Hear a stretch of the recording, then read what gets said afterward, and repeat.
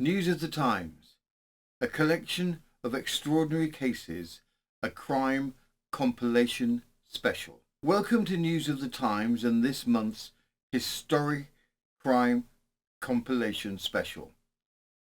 In this episode, we revisit some of the stories that we found extraordinary, either because of the nature of the crime, the particular coldness of the murderer, or what happened next. Case 1. Avoidance of child maintenance. We start our crime journey in 1813 and 1873 with two stories focusing on murder as a means to avoid child support. Of all the innumerable reasons to commit murder, we have always found this one to be the most peculiar. Be advised, one of the crimes is particularly gruesome, involving a pregnant woman and a pitchfork. Case 2. William Bousefield, 1856. A horrific and tragic case, this one, involving the slaying of a family. What makes this case utterly extraordinary is the utter bizarre turn of events at the execution. We have covered many strange executions, but nothing as yet has beaten this. Case 3. Catherine Wilson, 1862. We believe it takes a type of real coldness to slowly poison a person to death under the guise of friendly support, and then watch the horrific suffering. This is something out of Death Eaters in Harry Potter. Case 4. The Leighton Horror, 1903. It's difficult to forget this one. A triple murder takes place of a young family, with the murder then appropriating their house, their things, and their business. What makes this extraordinary is the dismemberment of the bodies, which are now placed in an attic above the grocery store that the murderer has stolen and now leased. Case 5. The Eastbourne Tragedy, 1905 to 1912. This story involving a bigamist is unusual, but when it is discovered that he is a bigamist with two sisters, and the crime ends in a bonfire within the house of family members, it is difficult to forget. Case 6. Martha Malek, 1938. If we take one random aspect of this extraordinary tale, forcing one's younger lover to saw off his own leg for insurance money, we think that gives only a hint as to the complexity of this strange tale. 7 extraordinary tales of chaos, crime, and questionable morals. Lovely stuff. If this all sounds like a generous portion of your nan's exceptional rice pudding to you, give us a cheeky like, a dignified subscribe, and maybe tell your weird cousin who's into Victorian murder. The algorithm can't solve crimes, but it does like buttons. And now, go forth, brave soul. Case 1. Murder to avoid child maintenance, 1813 to 1923. We begin with two cases linked by a common theme, the desire to stop or avoid child maintenance payments. At the time, the evidence suggested, whether officially recorded or wildly rumoured, that the motive for the murders was to escape financial responsibility for supporting a child. News of the Times. Murder to avoid child maintenance payments. Welcome to News of the Times. In this collection of stories, we look at cases where children were killed specifically for the purpose of avoiding maintenance payments. The cases are chosen by the evidence gathered at the time, with the motives of the murderers being registered or rumoured as being due to a wish to avoid child maintenance, either whilst the child was living with the father or if the child was living apart. In two of our stories, the murder takes place against the pregnant mother with a view to avoid future child maintenance payments. The stories take place between 1813 and 1923. We hope you enjoy the show. 1813, the murder of his mistress with a dung fork. Luke Heath, a farmhand and midnight lover of Sarah Harris.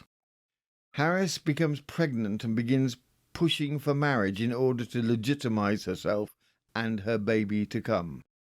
Sarah was stabbed with a dung fork used for the pigs. From the pilot, September 1813, murder of his pregnant mistress. On Friday, Luke Heath was indicted at Gloucester Assizes for the willful murder of Sarah Harris, single woman. James Harris, father of the deceased, Sarah Harris, was the first witness called. He stated that his daughter lived in the house with him and that they went to bed on the 22nd of June at about 8 o'clock. His daughter slept in a room in the opposite corner of the house to the one that he occupied. Her room was nearer the stairs, so that she could go downstairs towards the kitchen without passing his door. He rose soon after 4 a.m. on the 23rd and observed his daughter's room's door open, which was an unusual thing. He went out at the back door, which he found ajar, into a penthouse. Here he saw lying on the ground a dung fork that had been placed against the wall overnight. He picked it up and went into the garden to see if his daughter was there.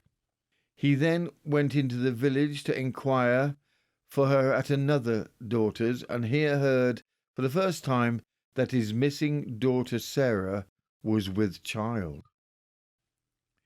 He was told upon his return home that the dead body of his daughter was found, and was much affected on viewing it. There was a scar on the left temple and a hole on the back part of the head. He now saw blood on the dung fork, which he had not observed before, and likewise on the wall of the penthouse and on the stones. His daughter had washed some stockings for him on the preceding night, and these had been hung up to dry. One pair was bloody. He had not heard anything in the night, and the pond where the body had been found was about 60 yards from the house. There was blood in the crevices of the stones. There was an appearance of blood having been wiped up. It looked as if the stockings might have been used for that purpose. The body in the pond, which when found had no shoes on when it was brought to the surface, the water was tinged with blood. There was a considerable bruise on the left temple and 2 holes, as if thrust on the back of the head. The suspected prisoner, Luke Heath, was at work when the constable came to arrest him in the King's name. Prisoner asked, "For what?" Police told him that Sarah Harris had been murdered and the body found in a pond, and that he was suspected. Prisoner said that he had not seen her for 3 or 4 months. The prisoner was taken into custody. The prisoner admitted that he was in the habit of going to see the deceased at nights, after her father and herself had gone to bed. He stated the last time he had seen her was a fortnight before Easter. William Newman, witness, stated that he lived adjoining to the Harris household. He had known the prisoner 10 to 12 years and had seen him several times with Sarah Harris. Witness stated that between Old and New Christmas Day, the prisoner Luke Heath was in the deceased girl's bedroom, where he stayed 2 hours whilst Old Harris was at his labour. He had seen the prisoner often in the evenings. Edward Ashwin, witness, said before the murder he had mentioned to the prisoner that the deceased was pregnant by him. The prisoner did not deny it, but said there would be no child, for he had seen her, Sarah, taking Savin in warm water. The constable took him to prison. At the door he observed the prisoner feeling for something in his pocket. The constable demanded his knife. The prisoner said he had not got one, but on searching him, the constable took a knife from his pocket. From hearing all the evidence, the jury, after a quarter of an hour's consideration, returned a verdict of guilty. His lordship then proceeded to pass sentence upon the prisoner, and in a most solemn appeal pointed out the enormity of his offence. The sentence was that he should be hanged on Monday, and his body given to surgeons for dissection. The trial occupied a space of 7 hours, having commenced at 8 and closing at about 3. The prisoner is a strong, muscular young man with hard features. He has since confessed his guilt. 1873, Edward Bailey. We jump to the extraordinary case of Edwin Bailey in 1873. Bailey was very clear that he resented the child maintenance charge he was liable for. The case is recounted in detail. The Horrifying child poisoning. This is an interesting but complicated story. It was a very famous case in its day, as questions still remain regarding the woman's actual culpability. In short, Edwin Bailey had an illegitimate child with 17-year-old Susan Jenkins. The baby's name was Sarah. The court held Edwin responsible for baby Sarah, and he was ordered to pay maintenance for the child at 5 shillings per week. Edwin Bailey was known to feel highly resentful of the required child support payments. Susan left the baby Sarah in the care of her mother, Mrs. Jenkins. Mrs. Jenkins and baby Sarah began to be visited by a woman purporting to be with a charity. Presents were given to Mrs. Jenkins in support of baby Sarah, and it was discovered through the course of the trial that the woman supposedly from the charity was Anne Ball, who worked in Edwin Bailey's shop. Anne was possibly having a relationship with Edwin Bailey. The baby began teething, and Anne offered a baby teething solution in packets of Steedman's soothing powders. The powders were used by the unsuspecting Jenkins on baby Sarah, and the baby died a few hours later. The packets were found later to contain a vermin poison containing strychnine. From the Monmouthshire Merlin to September 1873, the Horrifying child poisoning, prisoner sentenced to death. At the Gloucester Assizes on Monday before Mr. Justice Archibald, Edwin Bailey, 32, a tradesman in business as a boot and shoemaker, and Anne Barry, 31, charwoman, were charged, the former with the wilful murder of Sarah Jenkins at Stapleton on the 17th of August, and the latter, Anne Barry, with aiding and abetting. The trial lasted all through Monday and Tuesday and excited much painful interest. A great deal of evidence was given, but the facts of the case were briefly these. The deceased Sarah Jenkins was the illegitimate daughter of a young woman named Susan Jenkins, who lived with her mother at Myrtle Cottage, about 3 miles from Bristol. The child's mother was formerly in service at Clifton, where her mistress occasionally sent to her to the shop of Edwin Bailey, boot and shoemaker. Mr. Bailey is a married man, but it is alleged that an improper intimacy sprang up between them, which resulted in the birth of the now deceased child, Sarah Jenkins. The child was affiliated to Bailey, against whom an order was made for the payment of 5 shillings per week. Soon after this order was made, a woman called upon the mother, Susan Jenkins, made sundry inquiries regarding the newborn child, and professed to take a deep interest in its welfare. This mysterious woman continued her visits and came to see the child 2 to 3 times a week, sometimes bringing it cakes and socks. She frequently took the child out, and on one occasion she took a lock of its hair. At another time she requested to be allowed to adopt it as her own, but the mother, Susan, refused to accede to this request. The conduct of the woman was somewhat of a puzzle to the child's mother and grandmother, and although she frequently was asked her name, she always evaded that question, simply saying it was Anne. She continued her visit up to the 15th of August last, on which day she again called, and as the child was then suffering from some slight ailment, she suggested some powders should be given to it for teething. She said that in all probability she would send the powders.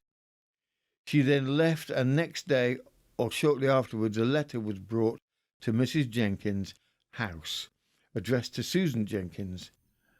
The address appeared to be in a female's handwriting, and on opening the note it was found to contain a shilling's worth of postage stamps and 3 powders marked Steedman's powder, and there was also a note stating that some clothes for the child would be sent in a day or two.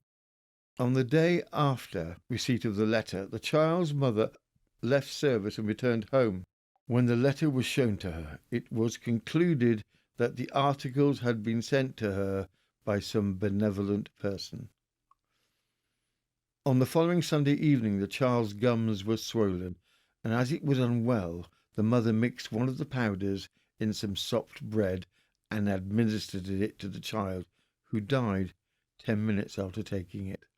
Dr. Parsons was called in, and having examined the 2 remaining powders, he was led to suppose they contained poison. The powders were subsequently submitted to an analytical chemist in Cheltenham, and he expressed the opinion that the powders had been taken out of the original Steedman's papers and replaced by a vermin-killing powder containing strychnine. Suspicions were naturally excited against the putative's father of the child, and against the woman who had visited the deceased child in so mysterious a manner. Bailey, who had denied the parentage of the child, and had been heard to say that he would give half a sovereign to the first person who brought him tidings of its death, was apprehended. In his writing case was found note paper, envelopes, and stamps, which corresponded in every particular with the notepaper, envelope, and stamps sent with the powders which had caused the child's death. On the last occasion that the mysterious woman visitor called at the house, she said that she would not call again, as she was going to move elsewhere, but she did not give her address. However, the police succeeded in discovering her whereabouts, and she turned out to be the female prisoner, Anne Barry, a charwoman, who, although had repeatedly stated she knew nothing of Bailey, she had been in his employ and was well known to him, and he to her, and was in his employ at or near the time of the child's death. The judge having very carefully and clearly summed up the case, the jury consulted a few minutes in private and then returned into court with a verdict of guilty against both prisoners. Bailey calmly protested his innocence. The judge, in passing sentence, said the crime of which the prisoners had been found guilty had been carried out with great premeditation and deliberation. His lordship then passed sentence in the usual form, and the prisoners, who had listened to their doom without exhibiting the slightest manifestation of protuberance, walked deliberately from the dock. Case 2. William Bousefield, 1856. This triple murder involving a chisel and a razor horrified Victorians and made the national papers. As disturbing as the story was, what made it gain notoriety was the highly botched execution attempt by Calcraft, where he, Bousefield, manages to resist the same execution no less than 3 times before being launched into eternity in what was described as a superhuman effort. From the Reynolds newspaper, the 10th of February 1856. Horrible murder of a wife and 3 children. A horrible tragedy was perpetrated early on Sunday morning. The murderer, whose name is William Bousefield, is about 37 years old and resided at 4 Portland Street, where was kept a small but very respectable cigar and newspaper shop. He had been married several years, and his wife had borne him 3 children. Being an only daughter, she was much beloved by her father, Mr. Jones, a man of some property. He, the father, Mr. Jones, lived in the house where they resided, the shop and parlour of which he allowed them to occupy rent-free. The unfortunate wife was a very industrious and persevering woman, and paid great attention to her little business, which, under her management, was progressing very favourably. Lately, the murderer, William Bousefield, had been jealous of his wife, but it is said without the slightest cause. Matters at one time became so unpleasant between them that Bousefield was offered by Mr. Jones a sum of money to enable him to go to America if he would leave his wife behind, but he refused. His jealousy appeared to increase, and it is believed he then formed the determination to commit the horrible crime, which he unhappily too successfully carried into effect. About 12 o'clock on Saturday night week, Mrs. Bousefield closed her shop, at which time the husband was at home, and, what is most extraordinary, not the least noise was heard during the night by the persons living in the house. About 6 o'clock on Sunday morning, the murderer presented himself at the Bow Street police station and informed the constable that he had murdered his wife and family. He was taken to the inspector on duty, to whom he repeated the intelligence. The inspector at once dispatched some men to the place mentioned and found the prisoner's statement confirmed. It has been stated that Bousefield was by trade a carpenter. This appears not to have been the case, since at an early age he was taken in hand by a solicitor well acquainted with his father and introduced into the office as the office boy. By good conduct he rose to the favour of his employer, who made him one of his clerks, but according to a statement made by himself to a friend, dismissed him summarily from his service because he got married without giving him any intimation of his intention. Deprived of his situation as a clerk, Bousefield endeavoured to obtain other employment in the same capacity, being for some time unable to succeed. He determined to qualify himself for obtaining a livelihood by manual labour, and paid a premium for the purpose of being taught the art of French polishing. Having, as he supposed, become a proficient in this, he sought work in the usual way by going from shop to shop, sometimes getting a job, but much more frequently making his round of applications in vain. As his earnings were insufficient for the support of himself and wife in a respectable manner, a tobacconist's shop was fitted up by his father-in-law so that his wife might be able to add something to their income. After this, the employment at the French polishing appeared to become more difficult to obtain, and Bousefield looked about for some other occupation. At length he got upon the stage as supernumerary at the usual low rate of wages, and remained in that capacity at the Princess's Theatre up to Christmas last. He then applied at Covent Garden, which Professor Anderson was about to open, and being engaged, figured in the pantomime as what is technically termed a young man, ranking one step higher than a mere supernumerary, and increased his wages some 6 shillings per week. He is described by those who knew him well at the theatre as having been an exceedingly civil, but at the same time an extremely taciturn man, seldom speaking except when first addressed, and then as briefly as possible. He is also said to have been a man of strictly temperate habits, and even quite unaccustomed to smoking out of his own house.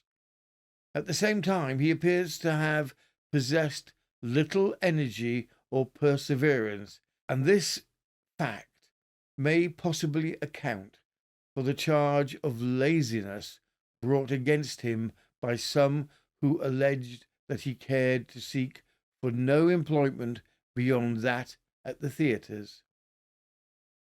It appears to be a matter of certainty that the ill-fated pair, for some time before the murder, had led a life of extreme unhappiness, so that their domestic quarrels formed a subject of almost daily gossip amongst the neighbours. With regard to Saturday itself, the evening previous to the murders, a theatrical supernumerary, well acquainted both with Bousefield and his wife, living near the spot, stated that he was in the shop about 5:30 in the evening, and that Bousefield and his wife were then quarrelling, as was almost always the case whenever he entered the house. He recommended them, as he had often done before, to leave off quarrelling and become good friends, but he had not the slightest idea that there was anything more serious than usual in their misunderstanding, which appeared to have arisen from jealousy on Bousefield's part. On Saturday he left home at the usual time, fulfilled his accustomed part in the pantomime at Covent Garden, passed the evening without anything of an extraordinary nature exhibiting itself in his deportment, returned home without delay at the conclusion of the performance, went out to fetch some milk, and was not again seen until he presented himself on Sunday morning at the Bow Street station. Committal of the prisoner. On Monday, at Marlborough Street Police Court, William Bousefield, described as a French polisher living at 4 Portland Street, Soho, was charged with the murder of his wife and 3 children. The prisoner is a tall, gaunt man, about 37 years of age, of shabby and dissipated appearance, although his acquaintances state that he is a man of temperate habits. The prisoner appeared to be unconscious of what was passing around him, and maintained a gloomy, imperturbable silence throughout the proceedings. He was allowed to sit in the dock, as he appeared or pretended to be too weak to stand. He refused to make any reply when asked for his name. The first witness called was Constable Fudge, 68F, who, on being sworn, said, "A little before 7 on Sunday morning, I was on duty at the station house in Bow Street, and I was standing in the passage when the prisoner came to the door and walked in. I asked him where he was going, and he replied, 'I'm going in here.' I asked him what for. He said, 'To give myself up for murdering my wife.' I asked him where, and he said, 'Number 4 Portland Street, St. James's.' I then took him to Inspector Dodd, who ordered me to search him. Inspector Dodd from F Division deposed.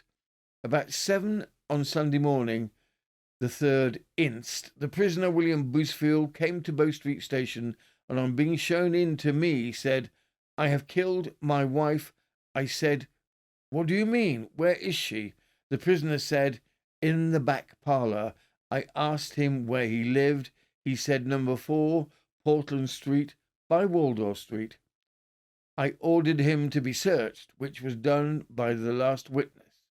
I found a wound on the prisoner's cheek covered with blood, and a cut on his left hand also covered with blood. I sent for the divisional surgeon to dress his wounds.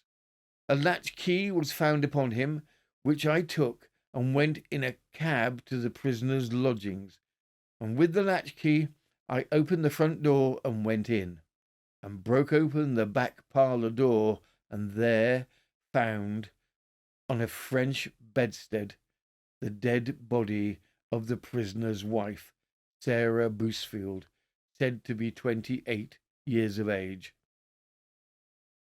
She was lying on her back with her head on the left side and a large cut on the neck under the right ear, covered with blood. I sent last witness for Dr. Hadaway at number 36 Berwick Street, and he attended immediately. I also found on the same bed the dead body of a child named Elias, about 4 years old, with its head toward the foot of the bed and her right knee close to the right shoulder of the body of the woman. I found a wound on the child's neck, and she was covered with blood. I also found the dead body of a male child, about 6 months old, and another about 6 years old, each with a wound on its neck. I also found a 5/8 chisel covered with blood, which I produce. This I found on the pillow of the French bedstead and close to the dead body of the woman. I also found part of the handle of a razor smeared with blood under the left shoulder of the dead body of the woman. Under the body of the male child, I found the blade of a razor covered with blood. I also found between the dead bodies a piece of leather. The bed and bedclothes were saturated with blood, and a great quantity of clotted blood was on the bed and floor by the bedside, and spots and smears of blood on the floor from the beds into the shop. I traced the blood from the beds into the shop through a glass door. There was blood also on a key in the shop door, and blood was also on the door and doorposts, as if some person had gone out with hands covered with blood, the blood being quite wet when I saw it.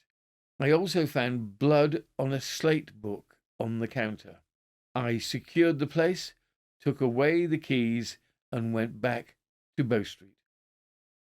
I saw the prisoner and told him he stood charged with the wilful murder of his wife and his 3 children, and the prisoner said, "That's all right." I have since ascertained from persons who lived in the house that they could assign no motive for these murders, unless it was that his wife was constantly reproaching him for being out of work, and that he had been out of work almost constantly for the last 7 years. John Jones, number 4 Portland Street, carpenter, deposed, "I live at number 4 Portland Street in the same house as the prisoner, who is my son-in-law, he having married my daughter. The prisoner and his family occupied the shop and parlour. The prisoner had a wife and 3 children. In the shop, stationery, toys, tobacco, and sweet stuff were sold. The prisoner's wife constantly attended to the business. The prisoner was out 3 parts of the time doing nothing. The prisoner sometimes got employment as a supernumerary at a theatre, earning sometimes a shilling and 1 shilling and 6pence a night. This I heard from my daughter. They lived together upon pretty good terms until the birth of the 3rd child. and then words sometimes occurred in the consequence of the prisoner not going out in order to get something to maintain his family. The last time I saw the prisoner and his wife together was on the morning of Saturday last. They then appeared to be amicable and quite comfortable together. I didn't hear any of the quarrel or misunderstanding on Saturday last. The Christian name of my deceased daughter was Sarah. Of her eldest child, Anne or Annie, the name of the boy was John William. Witness Jones, father of the deceased Sarah, went on to say, I have paid house rent, doctor's bills, and other expenses for the family. I put them into the business on Portland Street, and I had no idea of what had been done until the police informed me of it. I slept in the first floor of the same house and didn't hear any noise or any single thing to excite suspicion during the night of Saturday. Mr. James Hadaway, 86 Berwick Street, surgeon, spoke to the nature of the wounds which he found upon the deceased and which he believed to have been produced by the chisel and razor found by the police. Police Constable Ferris, F88, deposed, I had charge of the prisoner yesterday morning from 6:45 until about 8:00. I had hold of his wrists while he was being searched. The prisoner threw himself forward and tried to hit his head against the mantelpiece, crying out, Oh, kill me, out of the way. He then added, fetch a doctor to my poor wife, and after that the divisional surgeon came and dressed the prisoner's wounds. The prisoner said nothing more, except to express a wish to be allowed to go into the cell. Mary Ann Bennett, number 4 Portland Street, deposed, I occupied the second floor back room, and about 12:30 on Saturday night, I rapped at the parlour door occupied by the prisoner to ask for some wood which was sold in the shop. The wife answered me in a most cheerful voice that they were in bed and that the wife spoke to the prisoner who was in bed to get the wood. The prisoner did not rise. He only muttered something which I could not hear, as I was outside. The wife, however, said she would be up by 6:00 the next morning. The prisoner, who said he had nothing to say in explanation, was then committed for trial. Inquest on the bodies. On Tuesday, an inquest was held on the bodies, and the prisoner not being present, the evidence given was merely a recapitulation of that reported above, with the exception of that of Mary Ann Bennett, living in the second floor back, 4 Portland Street, where the murders took place. She deposed that she had been there for 2 years, and at times they had words, principally through his being out of employment.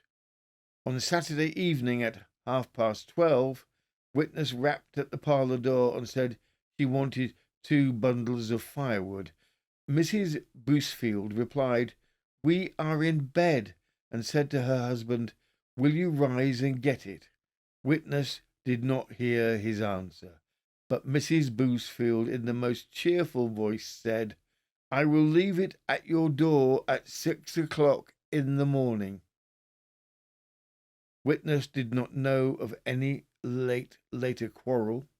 They had not slept together for 8 months until Tuesday night last, when they made a change and slept in the same bed. Witness knew that Bousefield was jealous, but without cause. Witness had often heard him say within the last fortnight, and especially on Tuesday last, that she made too free with the customers. He did not like her to speak to the young men who came into the shop to buy cigars. She was a very pleasant woman in the shop, and many people would buy of her and not of him. Mrs. Bousefield said one night, He is not here tonight, when all at once he popped in, and said, "Oh, yes, here he is. He was jealous of all. It was on Friday evening he came in unexpectedly. He had done so before." Bousefield was pretty fond of his children, but not excessively so. Inspector Dodd stated that he had an actress present who could prove that the prisoner left his employment at the theatre earlier than usual on Saturday night. But the coroner stated the jury decided that further evidence was quite unnecessary. The coroner then summed up, and the jury, without hesitation, returned a verdict of wilful murder against William Bousefield. The trial was an open and shut case, and was not followed with any great measure by the press. William Bousefield was found guilty and sentenced to death. Requests for a commutation to life in prison were denied, and with the sentence of death penalty to be carried out. What did cause a sensation was William Bousefield's execution. From the Daily News, London, 1st of April 1856. The execution of William Bousefield. Yesterday, William Bousefield, the murderer, publicly executed in front of the jail of Newgate. It has been generally known that all attempts had failed to obtain a remission of the sentence from the Secretary of State, and that the execution would certainly take place yesterday. All the usual preparations were made, and during the night groups of persons continued to assemble in front of the jail. Long before the fatal hour, the crowd had increased to between 4,000 and 5,000 persons, nearly all of whom were of the wretched class, who are notoriously the constant attendants upon such scenes. Bousefield was convicted at the last sessions at the Central Criminal Court for the murder of his wife, Sarah Bousefield, aged 28, and their 3 children in Portland Street, Soho, under circumstances of peculiar atrocity, the only assignable motive being unfounded jealousy. Since his conviction, the prisoner persevered in maintaining a sullen, morose, and dogged demeanour, pretending at times to have no recollection of the murder, and that the whole thing was a dream to him. All that could be got from him was, "Pray, don't talk about it. It is a horrid dream." And to a great extent he succeeded in inducing the officials to believing his statement. It soon, however, became apparent to them that the condemned man was endeavouring to throw them off their guard, and that the whole of his movements were assumed to awaken some interest in his situation. So apparent was this that the jail authorities and those whose duty it was to watch him became more vigilant. He, the prisoner, all along declined to receive any religious instruction or consolation, and wrote a letter to the father of his murdered wife, in which he charged that unfortunate woman with having committed adultery, stating that the female lodger who was examined on the trial aided her in it, and that 2 of the children had told him a young man was in the habit of kissing his wife, which aroused his jealousy, leading to the fatal act. On Saturday, he was visited by the sheriffs and was told he must prepare to undergo the extreme penalty of the law. He made no reply, but exhibited the same sullen and morose conduct which had characterized him throughout. At about 12 o'clock on that day, his 2 sisters took their final leave of him. They appeared to be respectable women, and exhibited much distress, but the prisoner, even with them, was impassive. At about 4 o'clock in the afternoon of Saturday, the condemned man was sitting at the foot of his bed, facing but at some distance from the fire, apparently in a low and despondent state, watched by the turnkey, when suddenly he rose from the bed and threw himself head foremost onto the fire then burning in the grate, his entire head from the chin being placed over the top bars. The turnkey immediately rushed upon him and forced him back, but not until the lower part of his face and neck were much burned from his neckerchief having caught the flame. Mr. Gibson, the prison surgeon, was on the spot immediately.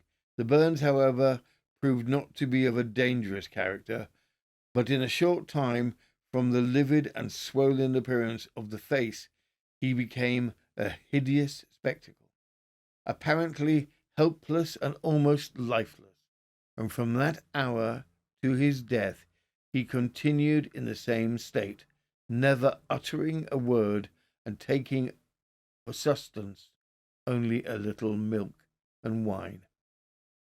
During the whole of Sunday the wounds were constantly bathed and lotions applied, and this in some degree reduced the hideousness of his appearance. Early on Monday, Mr. Alderman Sheriff Kennedy and Sheriff Rose, with Mr. Stone and Mr. James Anderson Rose, the under-sheriffs, arrived at the prison, and at 7:45 they proceeded, accompanied by the Reverend Ordinary and Mr. Weatherbed, the governor, to the cell, where the wretched man was sitting, or rather held on a chair.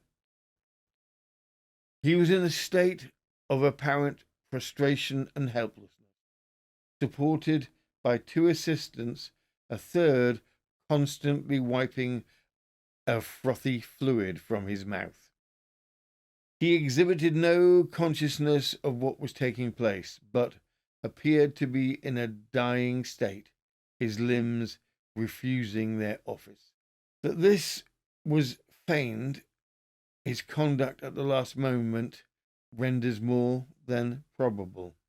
A few minutes before 8 o'clock, Calcraft was introduced into the cell and immediately proceeded to pinion his arms. At this time the prisoner appeared in such an exhausted state that Mr. Sheriff Kennedy desired Mr. Gibson, the surgeon, to examine him. This he did, and reported that his pulse was very low, but that the arteries were active. It being now 8 o'clock, the signal for the procession was given. The prisoner to the last exhibited all the helplessness of death. No inducement could succeed to make him stand, although raised up and supported, and it became apparent that he must be carried to the place of execution. Two men took hold of his legs, and the two supported his shoulders, and in that state he was conveyed to the foot of the scaffold. The sheriff and under-sheriffs preceded him, the Reverend Mr. Davis reading the burial service, and the prison bell was the signal to the crowd that the execution was about to take place. On arriving at the foot of the scaffold, a difficulty arose as to the means of getting the convict under the drop. At last it was suggested by some of the officials that he should be placed on a chair and in that manner carried on to the scaffold. A high chair of the governor's office was obtained, and upon this the prisoner was placed and conveyed thereon by 4 men up to the scaffold, the chair being placed under the fatal beam. Calcraft, who appeared in a state of nervous terror, lost no time in putting on the cap and adjusting the noose. As soon as he had fastened the hook to the chain above, he ran down the steps and withdrew the bolt, the chair and the convict falling at the same time. Attempt 1. Scarcely 2 seconds had passed before the wretched culprit exhibited a power and strength truly astonishing to those who had last seen him but a minute before. He raised himself upward by sheer muscular strength and succeeded in placing both of his feet on the right side of the scaffold, and in that position supported himself for several seconds. Attempt 2. Calcraft having disappeared the moment he had withdrawn the bolt, one of the turnkeys ascended the scaffold and threw off Bousefield's legs. When he, Bousefield, dropped once more, the yelling of the crowd was terrific. Attempt 3. Again the convict struggled and again succeeded in planting both feet on the left side of the scaffold. The sheriffs were horrified, and Calcraft, being brought back, withdrew the legs, and for the third time the body fell. Yet life was not extinct, for in a few seconds, for the third time, the convict succeeded in planting both his feet on the right side of the scaffold. The cries, hootings, and yelling of the crowd became frightful. Attempt 4.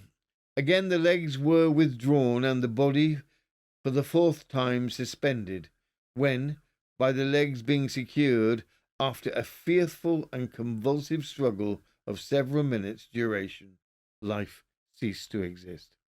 In explanation of the conduct of Calcraft, it is stated that he was under some apprehension of personal violence, having on Saturday last received a letter in which he was warned to obtain from the Horse Guards a helmet to wear on the occasion, as it was the determination of the Kent Street roughs to shoot him, to put an end to any more executions. This silly epistle alarmed Calcraft, who showed it to the governor and the Reverend Mr. Davis. They endeavoured to point out to him the folly of exhibiting any fear, as Mr. Davis was in yet greater danger as he remained longer on the scaffold. But Calcraft was by no means satisfied that some mischief was not intended against him. An extra body of police was present, a strong body being placed within the prison, but it is almost unnecessary to say no attempt at violence was made by any of the crowd, their manifestation being confined to shouting and yelling at what appeared to them some negligence in prolonging the sufferings of the murderer. The aftermath. The botched nature of the execution raised eyebrows and questions. It was even discussed in Parliament. Had Calcraft's disappearance down the stairs been due to the threatening letter he purported to having been received, or was this his normal routine of running down the stairs to swing on the legs of the prisoner? If he had indeed received a threatening letter, why was the governor not informed before? The executioners always arrived at least the day before. The additional prison guards mentioned would have been normal for an execution for crowd control. It is a question that remains. Case 3. Catherine Wilson, 1862. Catherine Wilson, working as a nurse, systematically convinced her patients to leave money for her in their will, and then the patient, under the expert care, would die soon afterwards. Catherine would kill anyone, patients, partners, or friends. Her sentencing judge described her as the greatest criminal that had ever lived. Catherine Wilson was born in 1822 and hanged on the 20th of October, 1862. Catherine must have had considerable charm, as she managed to get away with murder the first time. Whilst the first trial had been underway, police had been busy and had exhumed her other suspected victims. The autopsies proved them all to have died of poisoning. Catherine was then rearrested immediately and tried for a different murder and again for poisoning. What is especially interesting in this case is the length of time before she got caught. she was actually eventually convicted of a murder she had committed 6 years prior. Her most recent murder, which had ended in a not guilty verdict, led the police to look more closely into Catherine's past. We have few details of Catherine's early life. She has been described from Harper's Weekly on the 20th of November 1862. On Monday, October the 20th, Catherine Wilson met a doom as righteous as human law ever inflicted on a criminal whose deeds quite equal the atrocities of any malefactor on record. From the age of 14 to that of 43, her career was one of undeviating yet complex vice. Catherine Wilson was as foul in life as bloody in hand, and she seemed not to have spared the poison draught even to the partners of her adultery and sensuality. Catherine's crimes were outlined in the broadsides, 1-penny single-sheet papers handed out on execution day. These papers were just in financial reach of the poorer population. From our research, there are some discrepancies with dates and also Catherine's actual relationship with her many victims. Some papers refer to the males who died as her paramours. Others refer to Catherine's position as either a nurse or a domestic servant. We recount the paper articles as they appeared. There are some slight discrepancies within the various papers. From the broadsides, 1862. This morning, the Old Bailey was again a scene of excitement, owing to the extreme sentence of the law being carried out on the body of Catherine Wilson, a criminal of the most horrible class. It will be recollected that the prisoner was tried last at the Old Bailey Sessions for the murder of Maria Soames by poison in 1855, who resided in one of her own houses in Alfred Place, Fitzroy Square, for which crime she was found guilty and has now suffered the extreme penalty of the law. Peter Morn, 1853.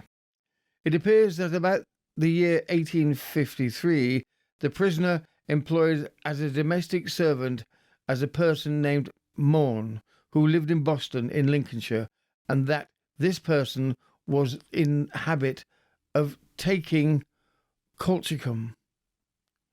He made his will in the month of April, and by that will he left her the whole of the little property he possessed. He died in the month of October following. James Dixon, common law husband, 1856.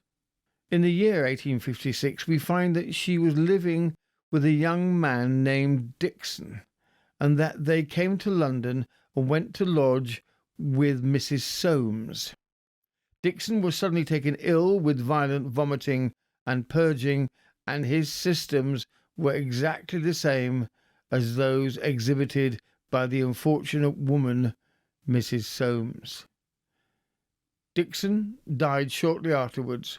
The prisoner, Catherine Wilson, herself declared that he died of rapid consumption, but, on his body being opened, his lungs were found perfectly healthy. Mrs. Jackson, 1851. About the year 1851, we find that she, Catherine Wilson, was in the habit of visiting a Mrs. Jackson, who resided at Boston in Lincolnshire. Catherine was aware that Mrs. Jackson had drawn from the bank in that town a sum of £120, and that sum was in her possession. Mrs. Jackson was taken ill with the same symptoms and died in 4 days. After her death, the money was nowhere to be found.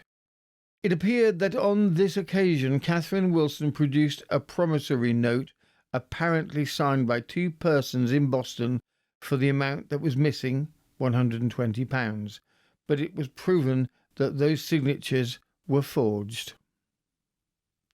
Mrs. Atkinson, October 1860.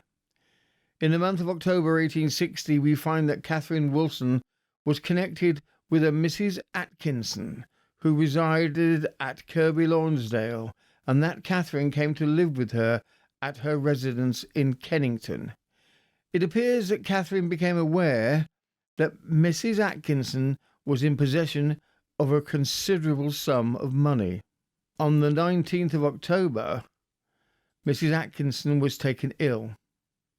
Again, it was the same symptoms of retching, violent purging, vomiting, and great agony, and in 4 days she was dead. If Catherine had been acquitted upon the charge of poisoning Mrs. Soames, she would have been tried for the murder of Mrs. Atkinson. Mr. Taylor, 1861. In 1861, we find she was living with a man named Taylor. He was attacked in the same manner, with the same symptoms of retching, violent purging, vomiting, and great agony. Fortunately for him, remedies were immediately resorted to, and he recovered. The attempted murder that brought down Catherine Wilson was Mrs. Sarah Carnell, 1862. Catherine Wilson worked as a domestic servant, nursing the ill health of Mrs. Sarah Carnell. She made a will, and by that she said that Mrs. Carnell left a sum of money to Catherine Wilson. Catherine brought her a soothing warm drink, urged Mrs. Carnell to drink it, stating, "Drink it down, love, it will warm you." Mrs. Carnell took a taste and spat it out as it burned her mouth. It was noticed that a hole was burned into the carpet where the liquid had touched. Mrs. Carnell survived this murder attempt, and police were called in. Tests were run, and it was found that the soothing draught that Catherine had given Mrs. Carnell contained sulphuric acid in an amount enough to kill 50 people. Catherine escaped to London, where she was caught and arrested. To the surprise of everyone, Catherine was found not guilty. Her defence that the acid must have been given to her by mistake from the pharmacist cast enough reasonable doubt for Catherine to be acquitted. However, police had been busy, and Catherine was immediately rearrested for the murder of Mrs. Soames. From the Broadsides, 1862. Again, we find that only in the present year, 1862, she was tried at Newgate for an attempted murder by the administration of sulphuric to a woman in whose house she resided. She was acquitted upon this charge, but though this was the case, there is too much reason to believe she was guilty of this crime also. These facts, we regret to say, render it extremely probable that the startling statement by Dr. Taylor is correct, and that in the midst of apparent prosperity and obedience to the law, dreadful crime and vice is rife in the metropolis through the destruction of life by secret poisoning. The history of this wretched woman reveals a long career of crime, so secret and appalling that it is almost impossible to think of it without a shudder. A crime of this sort involves almost all of necessity, a certain amount of intimacy, if not of close friendship, between the murderer and the victim. The demon of destruction must stand at the bedside in the guise of a friend, watch the tortures inflicted with a simulated sympathy, and have the opportunity of repeating them, till nature can bear no more and the dreadful work is effectively done. These conditions are essential to the success of a single crime of this sort. But Catherine Wilson, who suffered death this day, had fulfilled these terrible conditions, had gone through these awful scenes not only once, but over and over again, until she became at length a skilful, resolute, and pitiless adept in this diabolical arc of death. Within her narrow circle and up to the limit of her opportunities, she was the perfect Borgia, or female Palmer. It was evidently the study of her life to multiply these opportunities.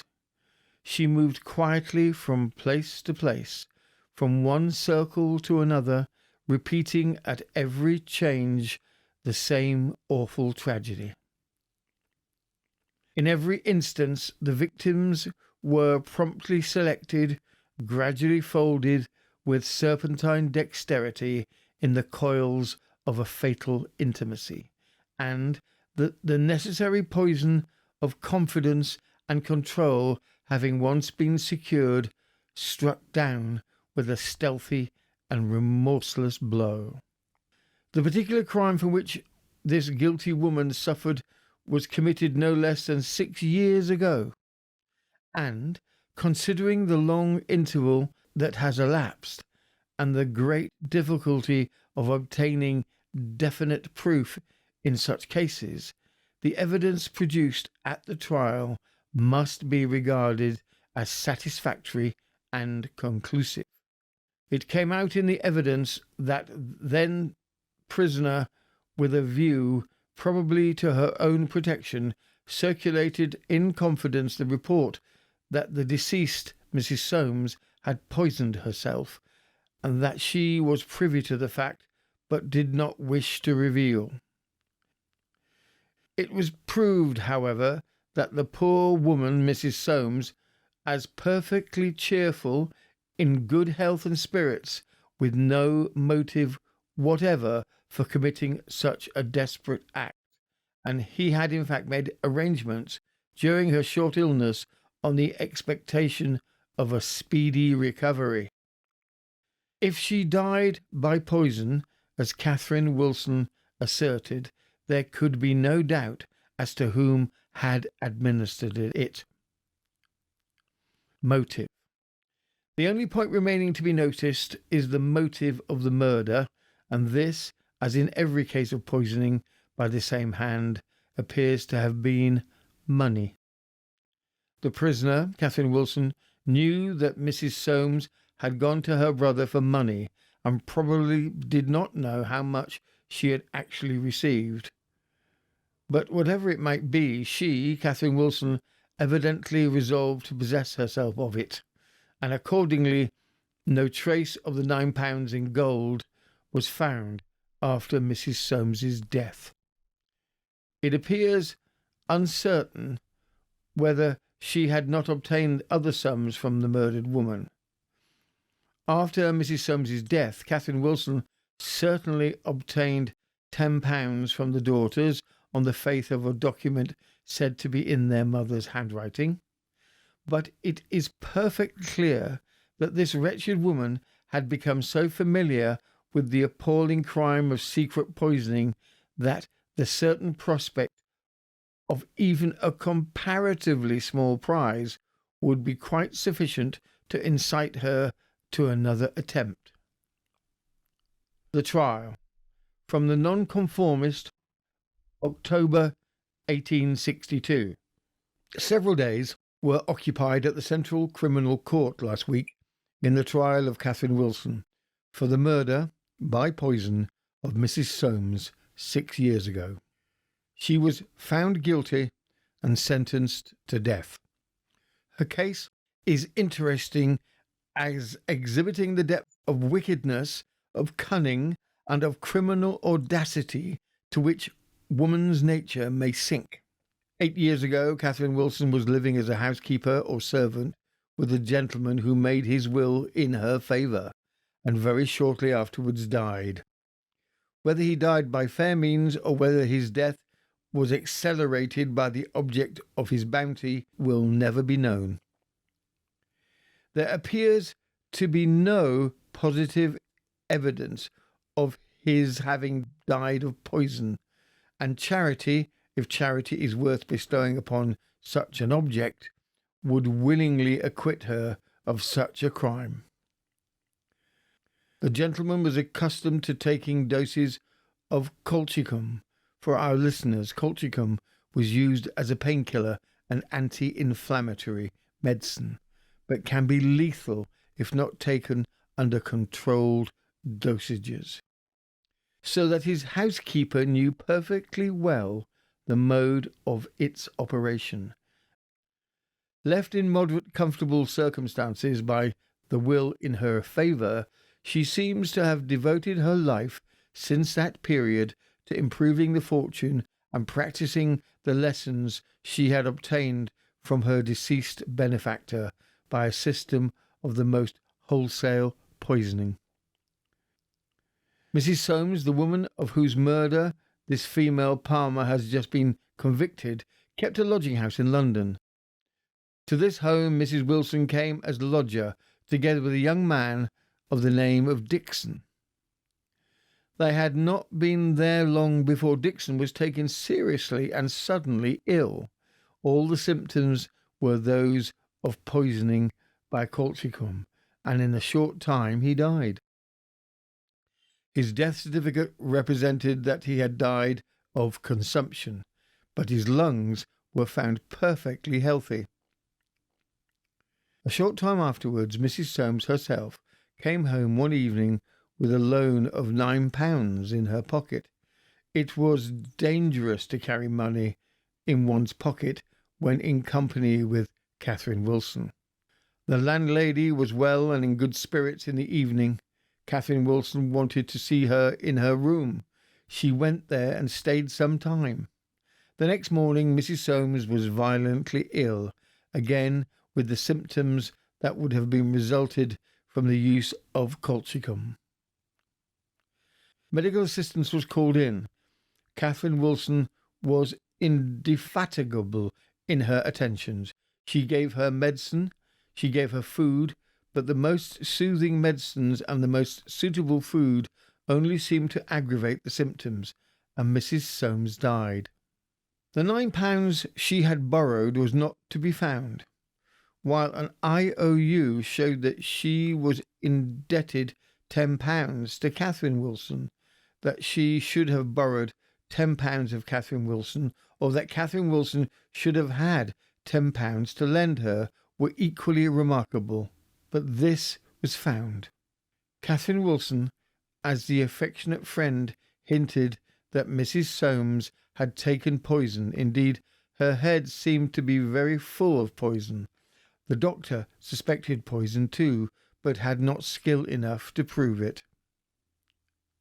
Catherine Wilson, however, knew a cause why Mrs. Soames should have taken poison. There was a man who wanted to marry her and had jilted her. Nobody else knew the man, and he had never been produced. There was, however, a letter from him dating just before Mrs. Soames's death. That letter was proved to be in the handwriting of Catherine Wilson. Such facts as these, with other circumstances ably summed up by the judge, left not a shadow of doubt that Catherine Wilson had committed the murder, stolen the money, forged the IOU for money lent, and fabricated the evidence by which she hoped to remove the guilt from her own shoulders. 3 years later, in 1859, we find this interesting creature with a Mrs. Jackson at Boston. Mrs. Jackson had drawn £120 out of the bank, and Catherine Wilson knew that she had drawn it. Mrs. Jackson was taken ill with the same symptoms as her former victims and died. The £120 could not be discovered, and a promissory note, which was found for the same, signed by two pretended borrowers, was proved to be a forgery.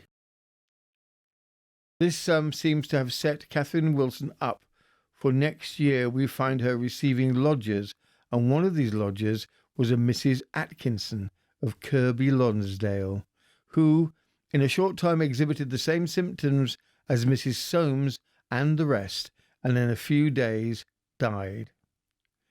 The evidence of murder in this case appears to have been very strong, for the prisoner was indicted upon it, and had she been acquitted of the murder of Mrs. Soames, would have been tried upon this charge. The judge, in passing sentence, expressed his firm assurance of her guilt. From Harper's Weekly, the 22nd of November, 1862. Mr. Justice Byles, with reference to the death of Miss Soames, stated, "We never heard of a case in which it was more clearly proved that murder had been committed, and where the excruciating pain and agony of the victim was watched with so much deliberation by the murderer." Mr. Justice Boyles went on to say that he had no more doubt but that Mrs. Atkinson was also murdered by Catherine Wilson, that if he had seen the crime committed with his own eyes. Nor did two murders comprise the catalogue of her crimes, that she, who poisoned her paramour Moore, again poisoned a second lover, one Dixon, and robbed and poisoned Mrs. Jackson, attempted the life of a third paramour named Taylor, and administered sulphuric acid to a woman in whose house she was a lodger. 7 murders known, if not judicially proved, do not, after all, perhaps complete Catherine Wilson's evil career. The execution from the Broadsides, 1862.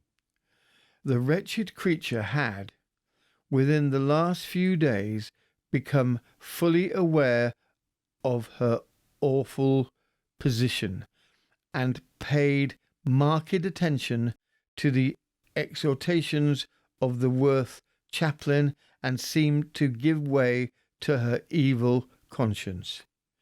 She had been ever reserved with regard to the awful crime for which she suffered, but we believe she made some communications to the chaplain.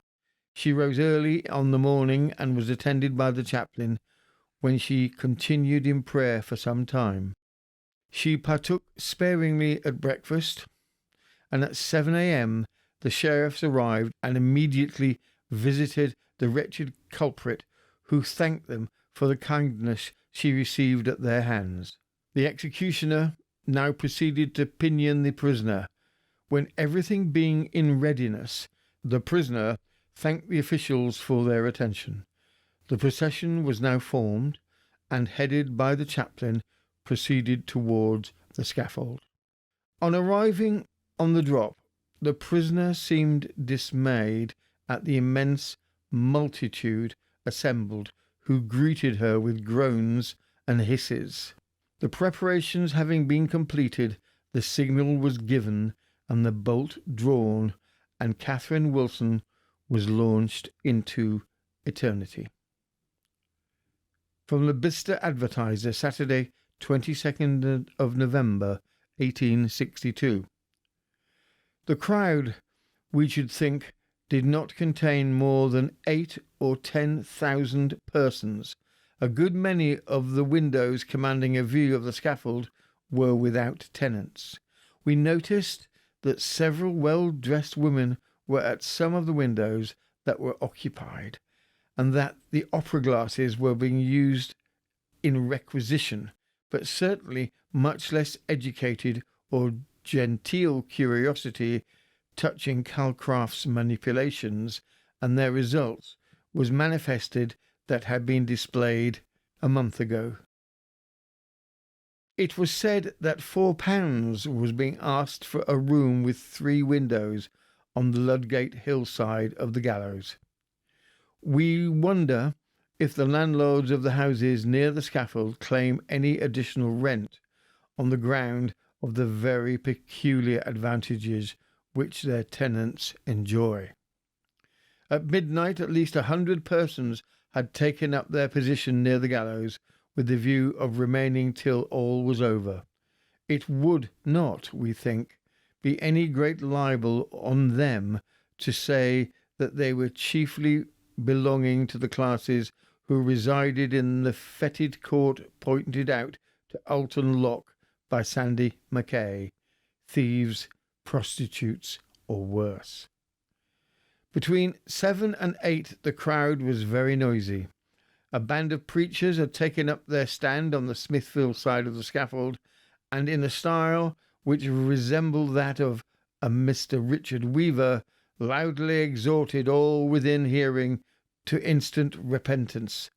The crowd as a whole behaved neither better nor worse than any other crowd of the same description had done before. Catherine Wilson has the distinction of being the last woman to be publicly hanged in London. Hers was the first death sentence handed down to a woman in 14 years. It was noted that even the societies against execution made little noise against Catherine Wilson's sentence. Case 4. The Leighton Horror of 1903. This case begins in an innocuous way. An older gentleman, in response to negotiations to buy a commercial property, goes to visit the owner at his house, and while he is there, he is viciously assaulted with an iron bar. His screams attract the neighbours as he stumbles out of the house, bleeding profusely. The police are rapidly called in. What quickly unfolds from there is a particularly gruesome triple murder. The bodies have been relatively freshly murdered and dismembered, with the body pieces being placed into sacks and then buried in the small back garden of the house. Clothing, furniture, and even the missing family's dog are all found at the house in question. It is early 1903. England, and London especially, is still recovering from the brutal Ripper slayings. Who was the Ripper? Will he strike again? It is during this time that the George Chapman trial begins, and much of the attention is diverted to that trial and the questions surrounding his many murders. From the Bristol Times and Mirror, Wednesday, the 31st of December, 1902, a Leighton mystery. Gentleman attacked in an empty house. 3 bodies discovered. A correspondent at Leighton in Essex reports that yesterday an elderly gentleman went to view a house in Church Road, and whilst doing so was, it is alleged, attacked by the man in charge with an iron bar. His screams attracted the neighbours and the police, who were called, who broke into the house and found the old man bleeding from his head. He had to be removed to the hospital. The caretaker was arrested, charged with assault, and remanded. In consequence of suspicions, a police inspector had the garden of the house dug up, with the result, it is stated, that the bodies of 3 men were found buried. How they came there is at present a mystery. To understand how we got to this point, we must go back in time.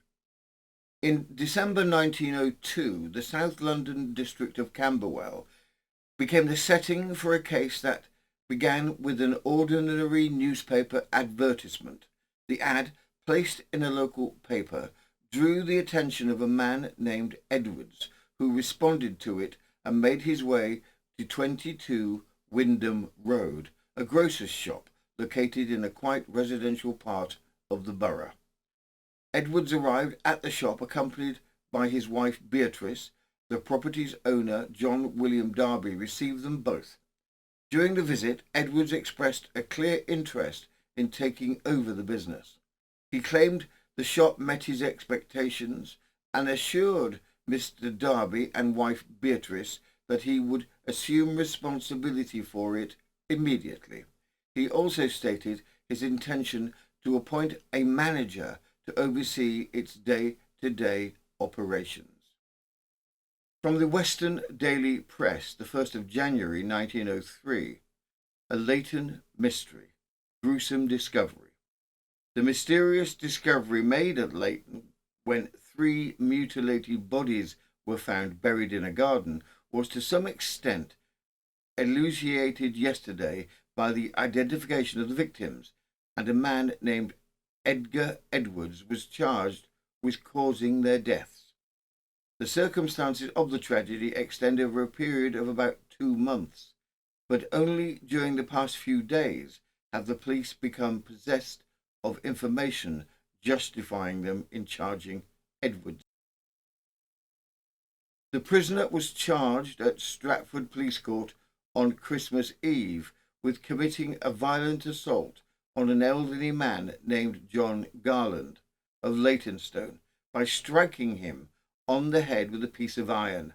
And whilst the accused was under remand, police investigations revealed a terrible story.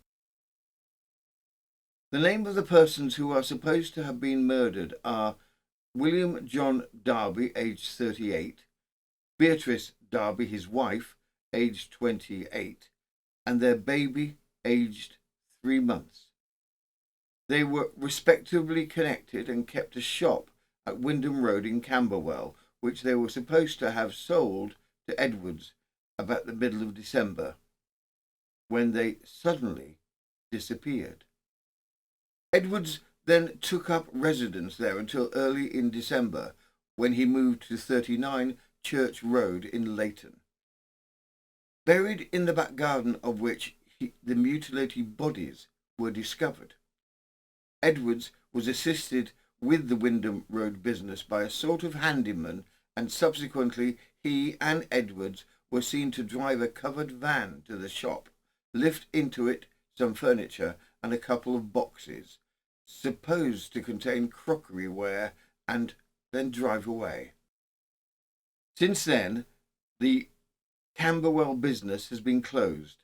A few days previously, a man named Rawlins had been engaged to dig at the back of the garden at the Leyton house, and he assisted in unloading the furniture and boxes. From the time of the disappearance of the Darbys, their friends felt that all was not well and communicated with the police. When Edwards was in custody and his house searched, neighbours told of strange happenings in the garden, and the outcome was the discovery of the bodies. In the upstairs rooms were clothes belonging to Mr. and Mrs. Darby. A small dog, formerly belonging to Mrs. Darby, was also found in Edward's possession, and, it was said, was continually smelling around the spot where his master and mistress were buried, and would not move away. The officers also found a letter purporting to be a reference from Mr. Darby to a house agent, of whom Edwards took the house at Leyton. The bodies, when discovered, presented a shocking sight. They were tied in 6 sacks. The heads, the arms, and the legs had been severed, but, although decomposed, were identified by the deceased's relative. On searching the premises at Windham Road, the police discovered evidence of bloodshed, while on the floor, wrapped in paper, was a window sash weight with blood marks on it. An old rusty saw was also found, which had been handed to an analyst. The appearance of the room indicated that it had recently been washed.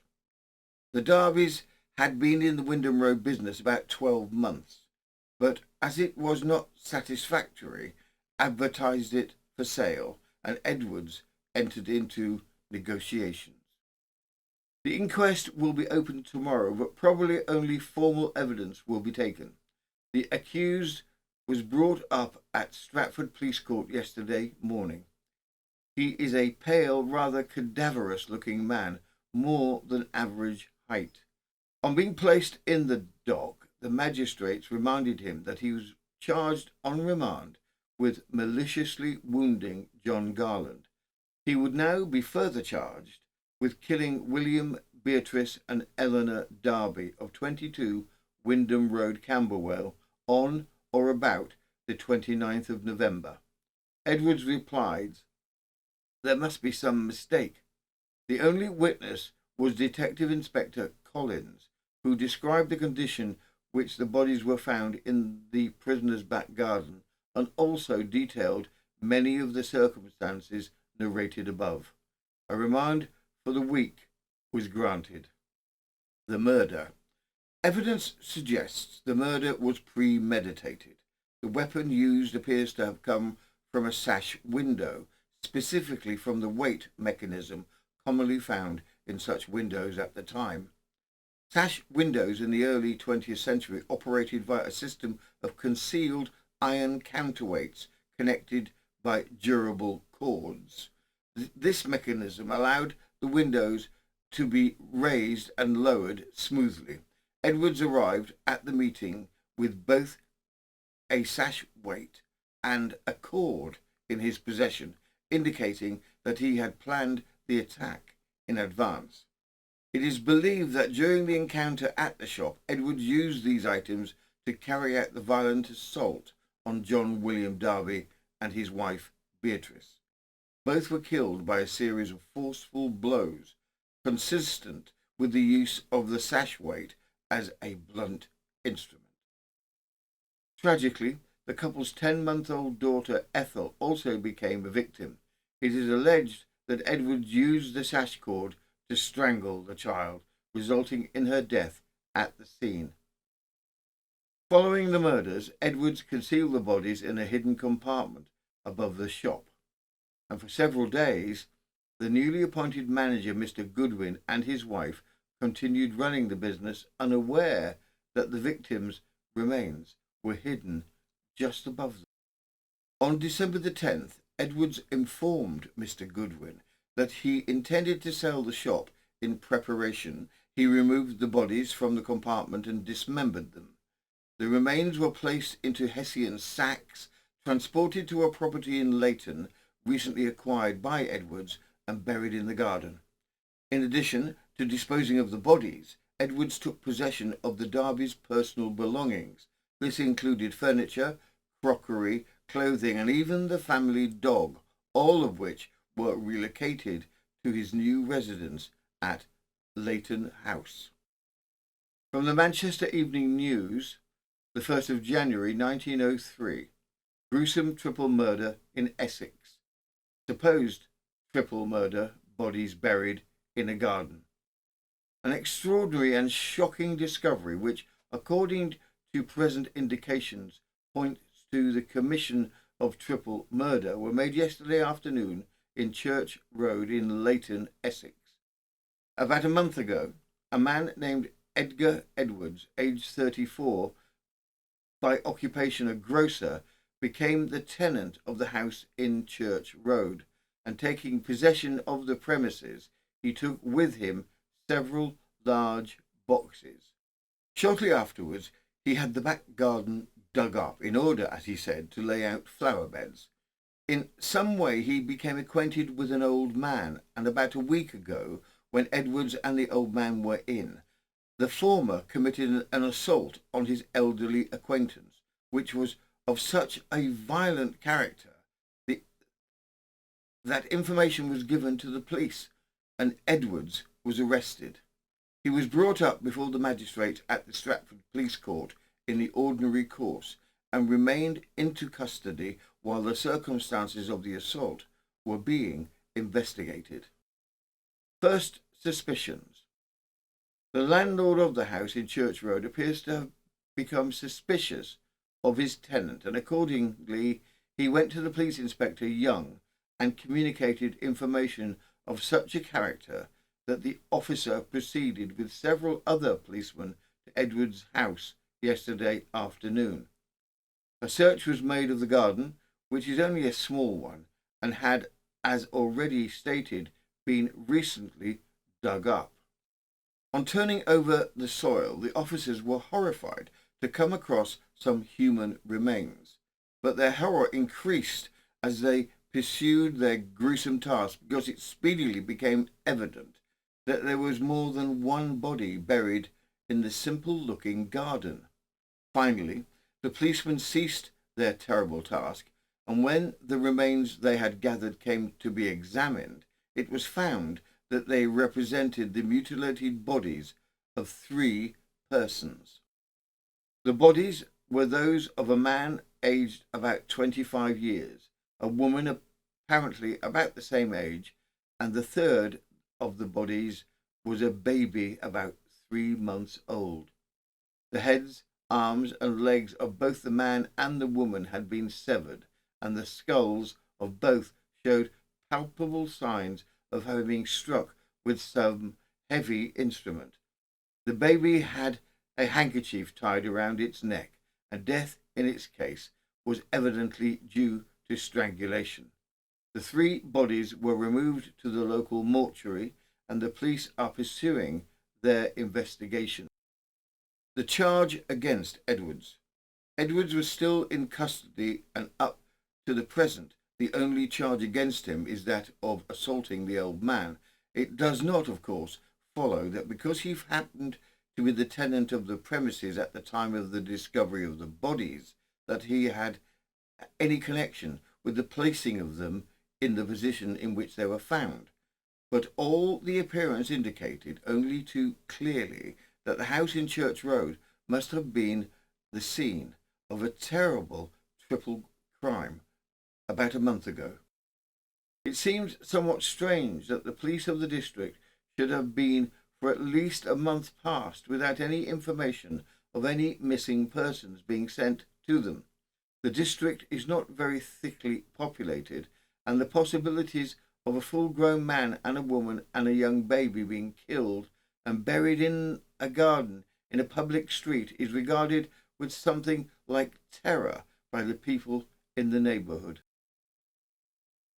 Police court proceedings. A grocer in the dock.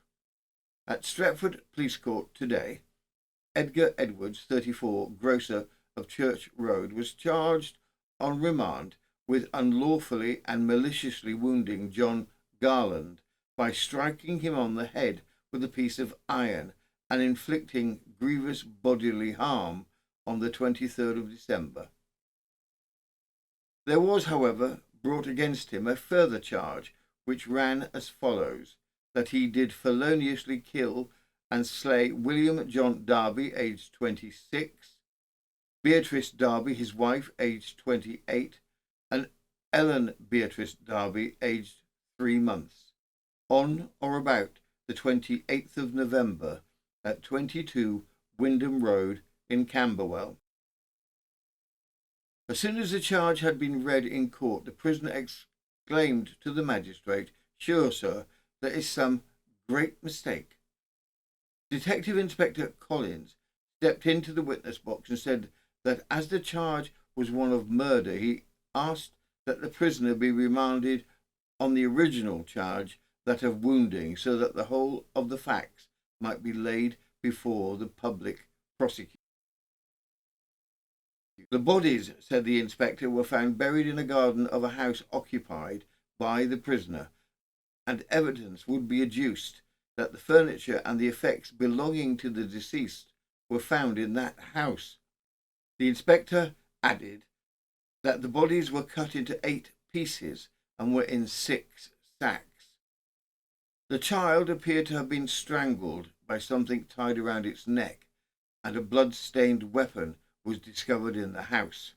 Mr. Chapman, the magistrate, remanded the prisoner, who was at once removed.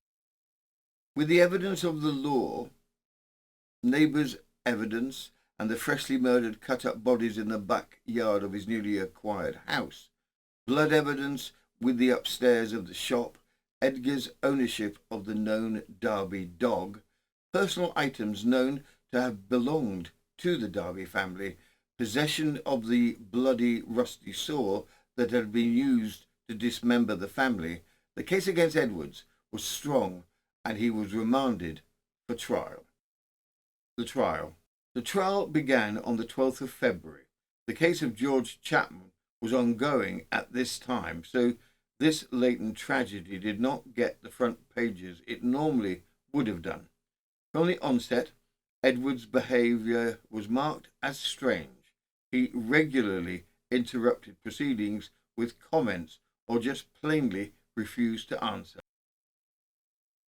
From the Daily News in London, 13th of February 1903, The Leighton Horror. The trial of Edgar Edwards, prisoner's strange conduct. Mr. Justice Wright yesterday commenced the trial at the Old Bailey of Edgar Edwards, aged 44, a tall, powerfully built man described in the calendar as a clerk, on indictments charging him with having wilfully murdered William John Beatrice and Ethel Darby at Camberwell, and with having attempted to murder John Garland at Church Road, Leighton, the garden of which the mutilated bodies of the Darbys were found buried. The particular count of the indictment which the case was tried was that charging the wilful murder of William John Darby, but the whole of the facts were opened by counsel. Remarkable indictment. The prisoner was brought into the dock in charge of 3 warders and accompanied by Dr. Scott, the prison surgeon. He remained standing throughout the trial, but repeatedly interrupted the proceedings and passed a number of memoranda to his solicitor and counsel. On being called by the clerk of arraigns, Mr. Avery, to say whether he was guilty or not guilty of the wilful murder of William John Darby, the prisoner refused at first to reply. He then exclaimed, "I don't want any nonsense." The clerk of arraigns again asked a question of the prisoner, but he refused to answer. The clerk then added, "You hear what I say?" and Edwards responded, "You have no business to ask me such questions." The clerk of arraigns said, "You must answer yes or no." Edwards replied, "Stuff and nonsense." Mr. Justice Wright thereupon directed a plea of not guilty to be entered, and the trial proceeded. Incidents at Leighton. The horrible discovery at Leighton. Edwards, about this time, opened negotiations with a house agent at Leighton, and was thus brought into acquaintance with the man John Garland. On 3 occasions subsequently, the 5th and the 8th of December, Edwards drove certain things in a pony cart from Camberwell to his Leighton house, and only on the 9th he hired and drove a van there. Among the things conveyed in the pony cart were 2 sacks, which were sufficiently heavy to necessitate Edwards carrying them upon his back. On the 10th of December, the prisoner left the shop at Camberwell, and was seen no more by the Goodwins until he was in custody. But in the meantime, there were pawnings by the prisoner of a number of articles which were the property of the Darbys. On the 9th of December, Edwards was seen by a neighbour digging in a deep hole in the garden of the house at Leighton. The hole was in fact so deep that, although the neighbour was looking from a window in the top of the house, he could only see the crown of the prisoner's head. The next morning the hole was found to have been filled in. Edwards had been carrying on negotiations with John Garland for the purchase of his business, and on the 23rd of December Garland called at the house in Church Road and saw Edwards. The attack on Garland. When Garland was about to leave, Edwards attacked him from behind with a sash weight wrapped in paper, striking him a murderous blow to the head. Fortunately, Garland did not lose his senses. He struggled with the prisoner and eventually got out of the door and raised an alarm. As the police arrived, Edwards was found locked in a bedroom changing his clothes, which were covered with blood. Water in a bath was found tinged with red. Edwards said he was attacked and that he struck back with the first thing that came to his hand. Edwards was arrested. The discovery of the bodies in the hole in the garden. In dismembering the bodies, a saw had been used. In the house at Camberwell, there were various bloodstains upon the walls and upon a table. This completed the story of one of the most gruesome crimes ever placed before the court, and counsel invited the jury upon these facts to say that the prisoner was guilty of wilful murder. The motive, he suggested, having been to get possession of the business and the property of the murdered man. Darby was murdered by means of a sash weight, and Edwards was found in possession of that weight. Is the prisoner insane? Dr. Luff's evidence was interesting in the sense that it seemed to indicate, from the position of the blood spots found in the room at Camberwell, the positions the murdered man and the woman were found at the time, that they were attacked. He said that the spots on the fireplace must have proceeded from a person sitting in front of the fire, and those higher up from a person standing. In cross-examination, Dr. Luff said if there was insanity in the prisoner's grandfather and uncle and nieces, it might set up possible predispositions of it causing insanity in the prisoner. He could not say that many of the prisoner's acts showed that he was mentally unsound. He did not think that the weapon used was an extraordinary one. It was very effective. Many persons might be callous without being insane. He continued he had seen no indication of insanity in the case. Edwards was easily found guilty of the murders and was sentenced to execution. Whilst awaiting his execution, Edwards was sent to Wandsworth Prison, where he was considered a difficult prisoner. From the Stockton Herald, South Durham and Cleveland Advertiser, February 1903. Reported confession. Edwards has maintained his sullen, vengeful manner. He spent the night at Brixton after his condemnation in cursing and raving. When received at Wandsworth on Saturday morning, he refused absolutely to receive the chaplain or to listen to his prayers. He spent the day yesterday in pacing the narrow confines of his cell like a wild animal, and railed at his guards and caused them to move about as much as possible. You had trouble getting me out on Saturday morning, he said, referring to the barricading of his cell door at Brixton. You'll have a damn sight harder time getting me out when I swing. The task of guarding Edwards is a trying one. He cannot be punished for any of his actions in the cell or pinioned down to prevent them. As a condemned man, he has considerable latitude. He can see as many friends as he chooses and as often as he chooses, and he can order anything he likes to eat or drink. Edwards is said to have made a confession, which is in the hands of his solicitor. Madame Tussauds have offered £200 for it, and another person has made an offer of £100 for the cold ringed pince nez, which he wore until deprived of them by the prison authorities. The question of Edward's actual sanity came up several times as attempts were made to have his sentence remanded to life in prison in Broadmoor. There had been several cases of insanity in his family, but ultimately this attempt failed. From the Sheerness Times and Guardian, the 28th of February, 1903, Edgar Edwards sane. Specialists find no grounds for a respite of the Leighton murderer.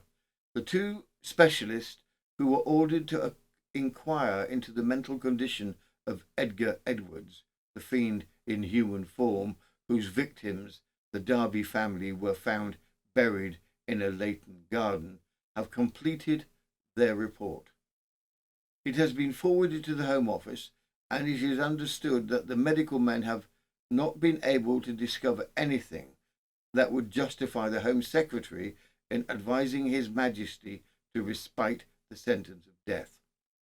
The condemned man's behaviour changed considerably during the latter part of last week, and although he would not receive the ministrations of the prison chaplain, he had been very earnest in his talk with a nonconformist minister whom he asked to visit him, and he had been to chapel service each morning, latterly occupying the special pew set apart for the condemned prisoner.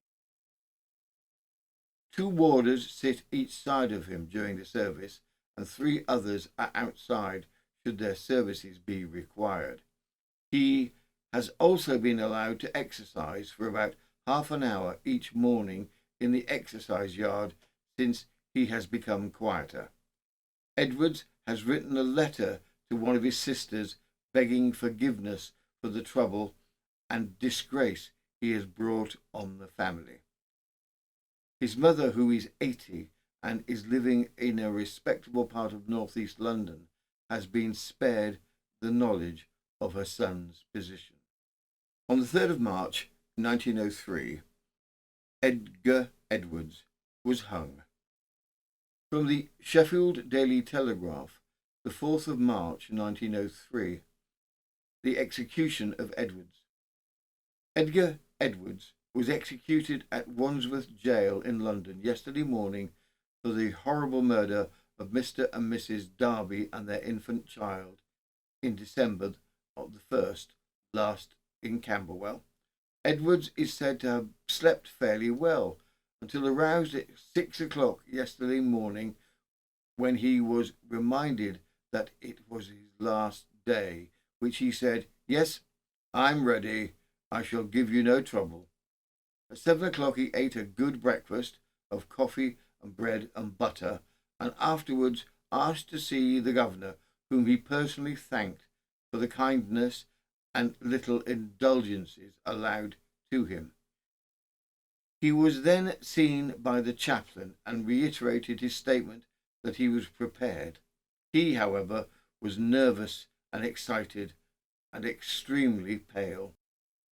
Shortly before the time appointed, the condemned cell was entered, and Edwards at once arose and stepped forward.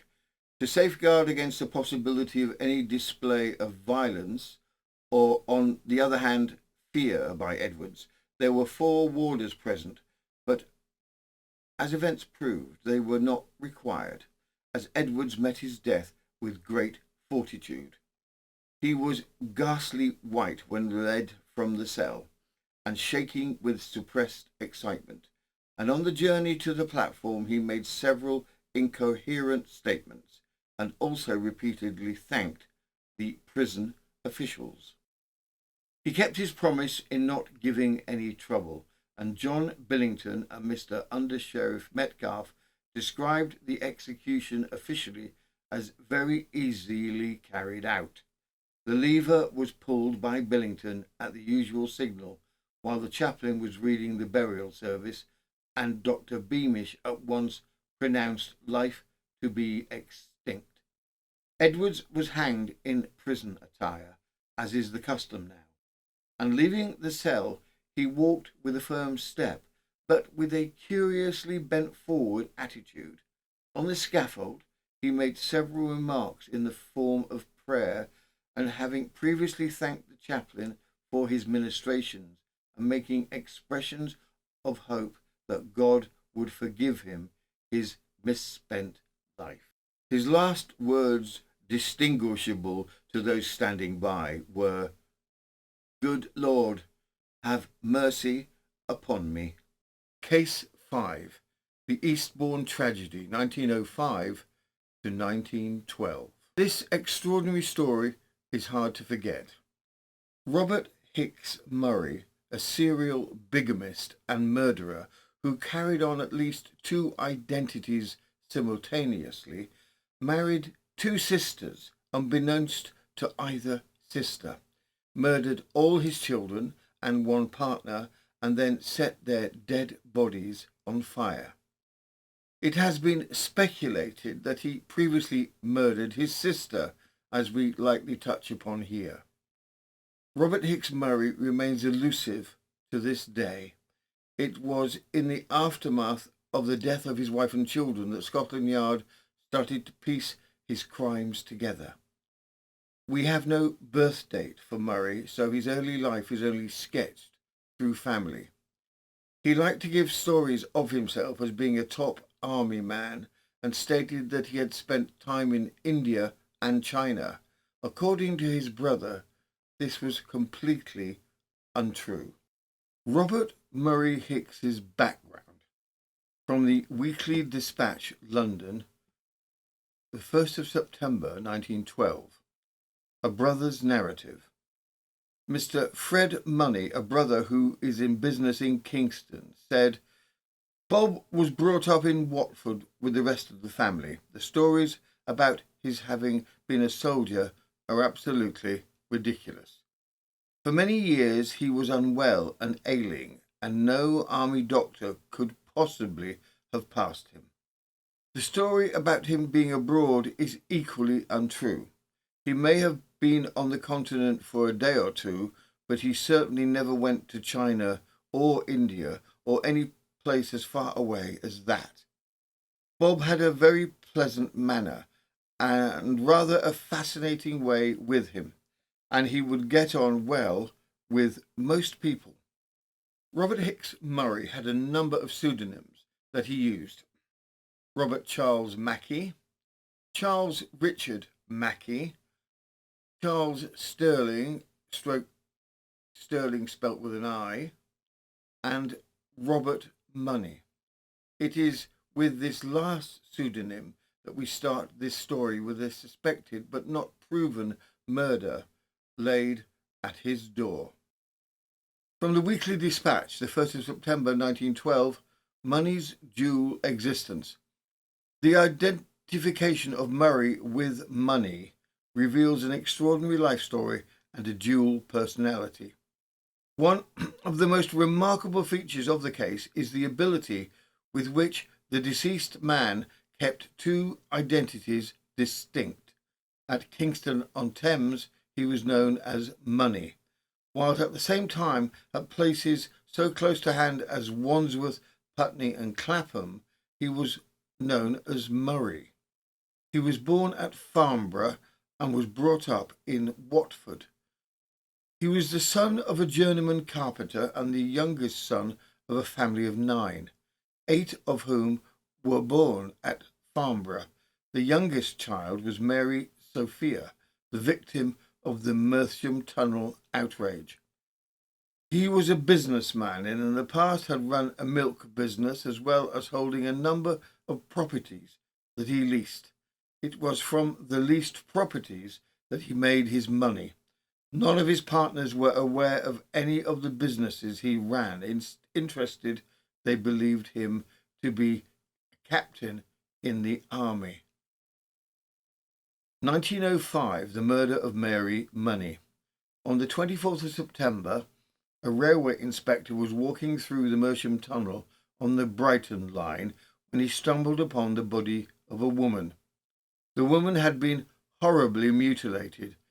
The body had no identifying documentation on her, and investigations of the train could discover no untoward incidents on any of the trains, and there had been no unexpected events.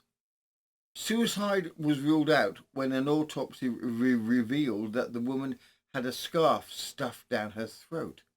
The unfortunate woman's description was circulated within the press, and shortly afterwards a Robert Money came forward claiming the body to be that of his sister. Additional medical evidence came out that confirmed that the bruised and battered body had been caused approximately 1 hour before her death, probably due to a violent struggle, and that then woman had not been interfered with sexually. The train from which the event must have occurred was narrowed down to the 9:33 p.m. train from London Bridge in order for the body to have been thrown into the tunnel at the right moment. There was a further confirmation regarding the timing, as a signalman reported of having seen a man and a woman wrestling in a first-class compartment. The signalman had, at the time, not attached much importance to the event. Retracing her steps. Interviews with friends, her flatmate and work colleagues revealed that Mary Money had not had a steady boyfriend. The grieving brother, Robert Money, confirmed that his sister Mary had no known relations with men.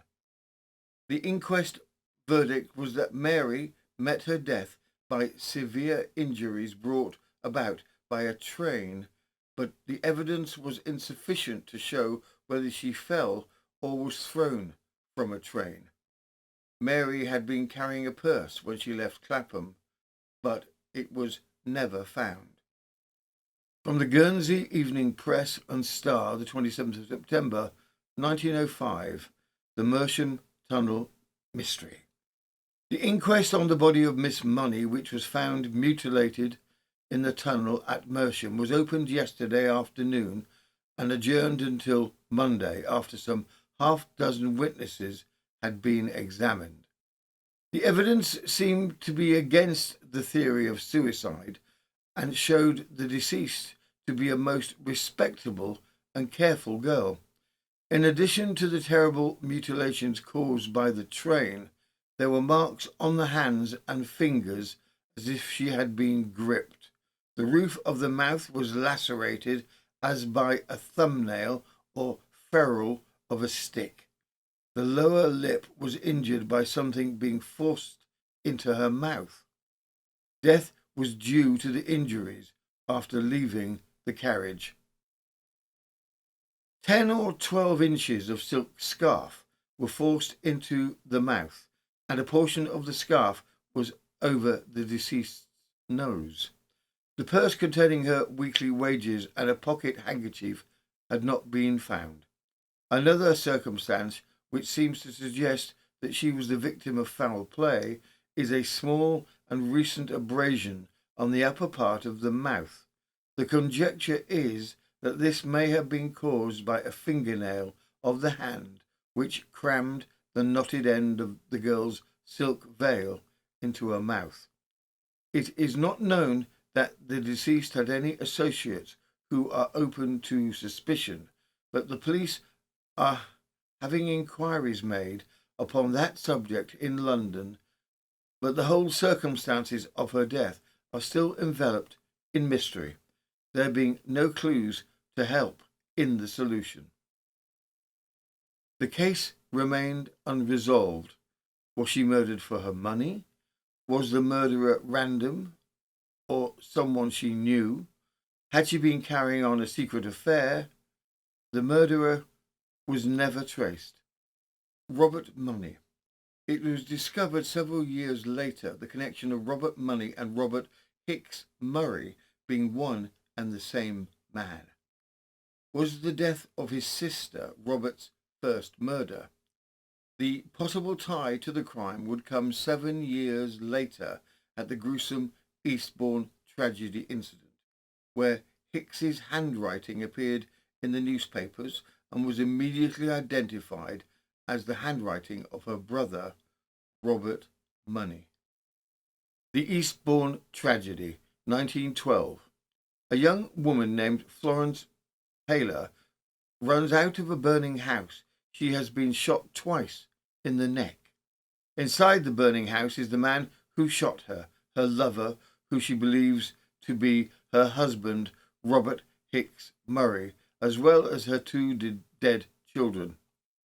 Florence's sister, Edith Matilda, with whom Murray had been wed along with their child, is also dead, putting the known death count in this incident to be an attempted murder of his mistress, the death of their two children, the death of his wife, who was also the sister of his mistress, their child together, and lastly, Murray himself. Background.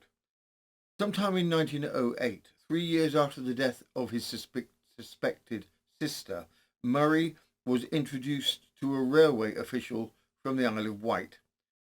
James Paler had two daughters, Florence, who was 20, and Edith, who was 17.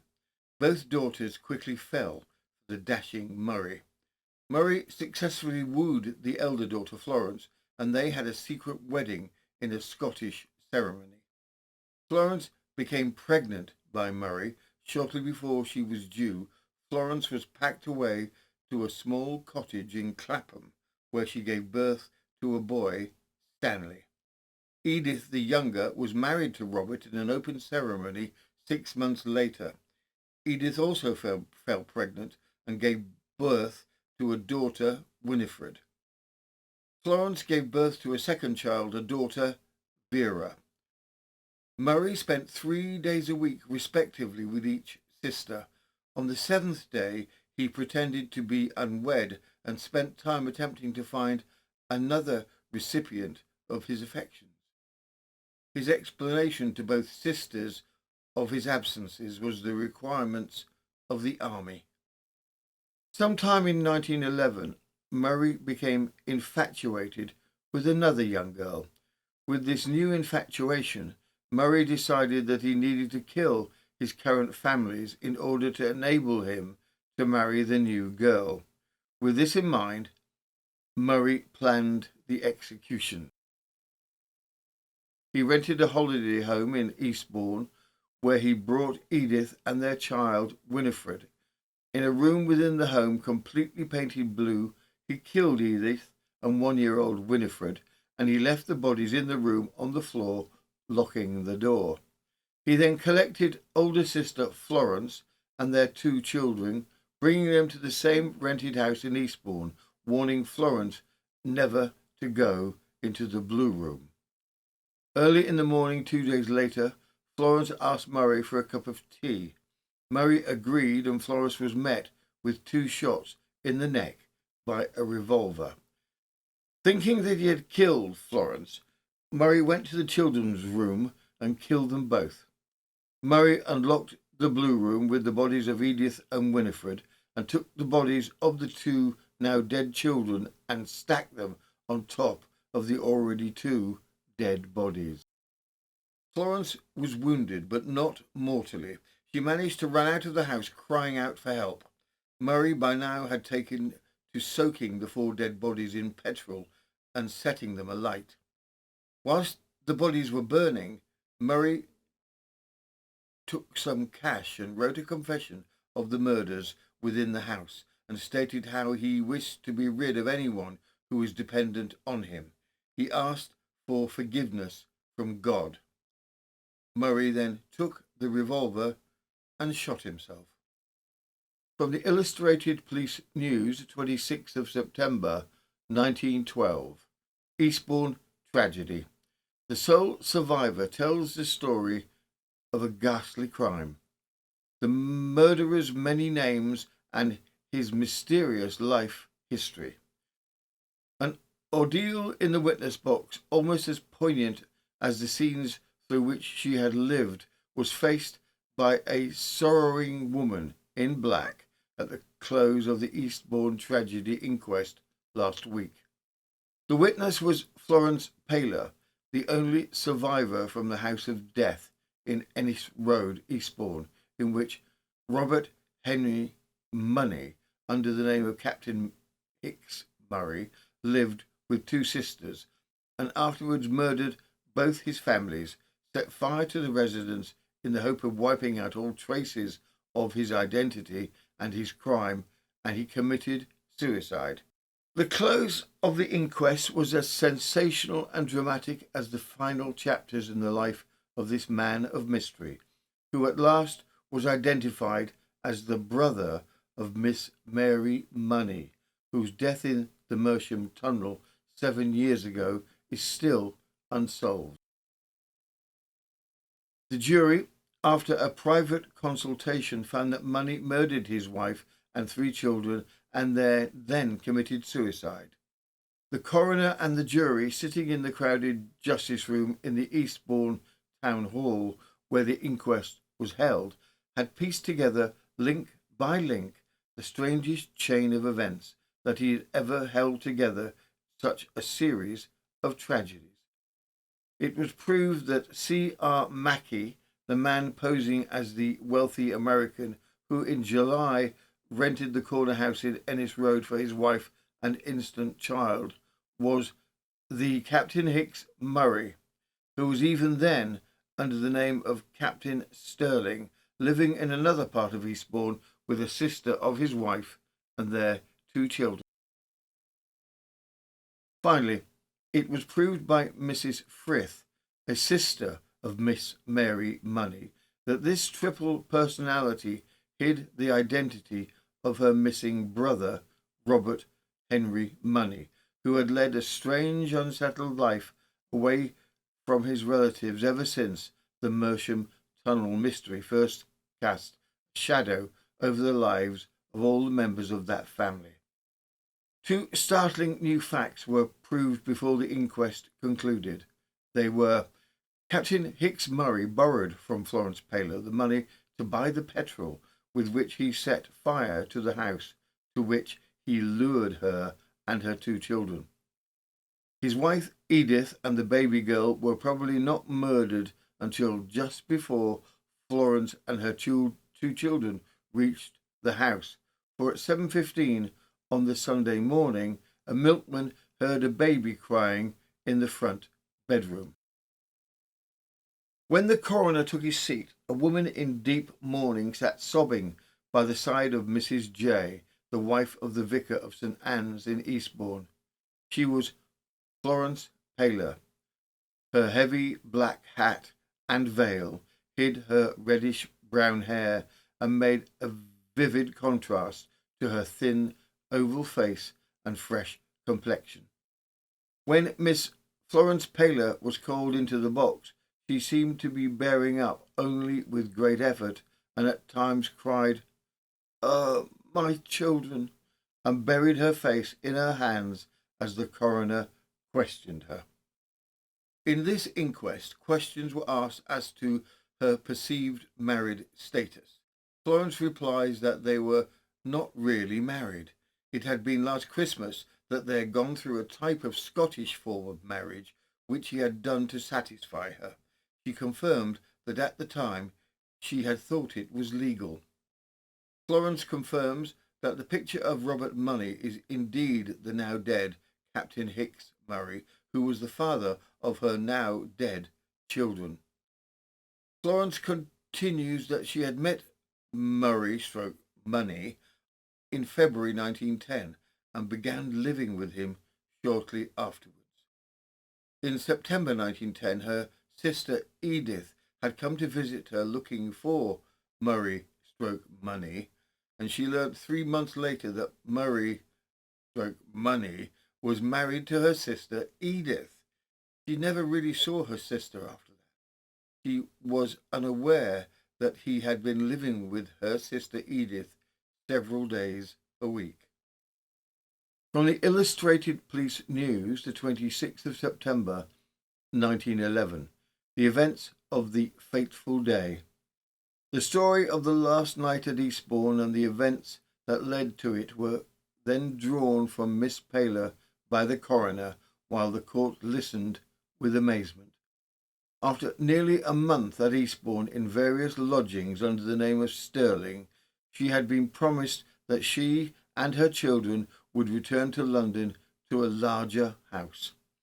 Hicks Murray had promised to take her back on Saturday night, but he kept making excuses, and on Sunday, when he said he would call for her at 10 a.m., he did not arrive until 4 p.m.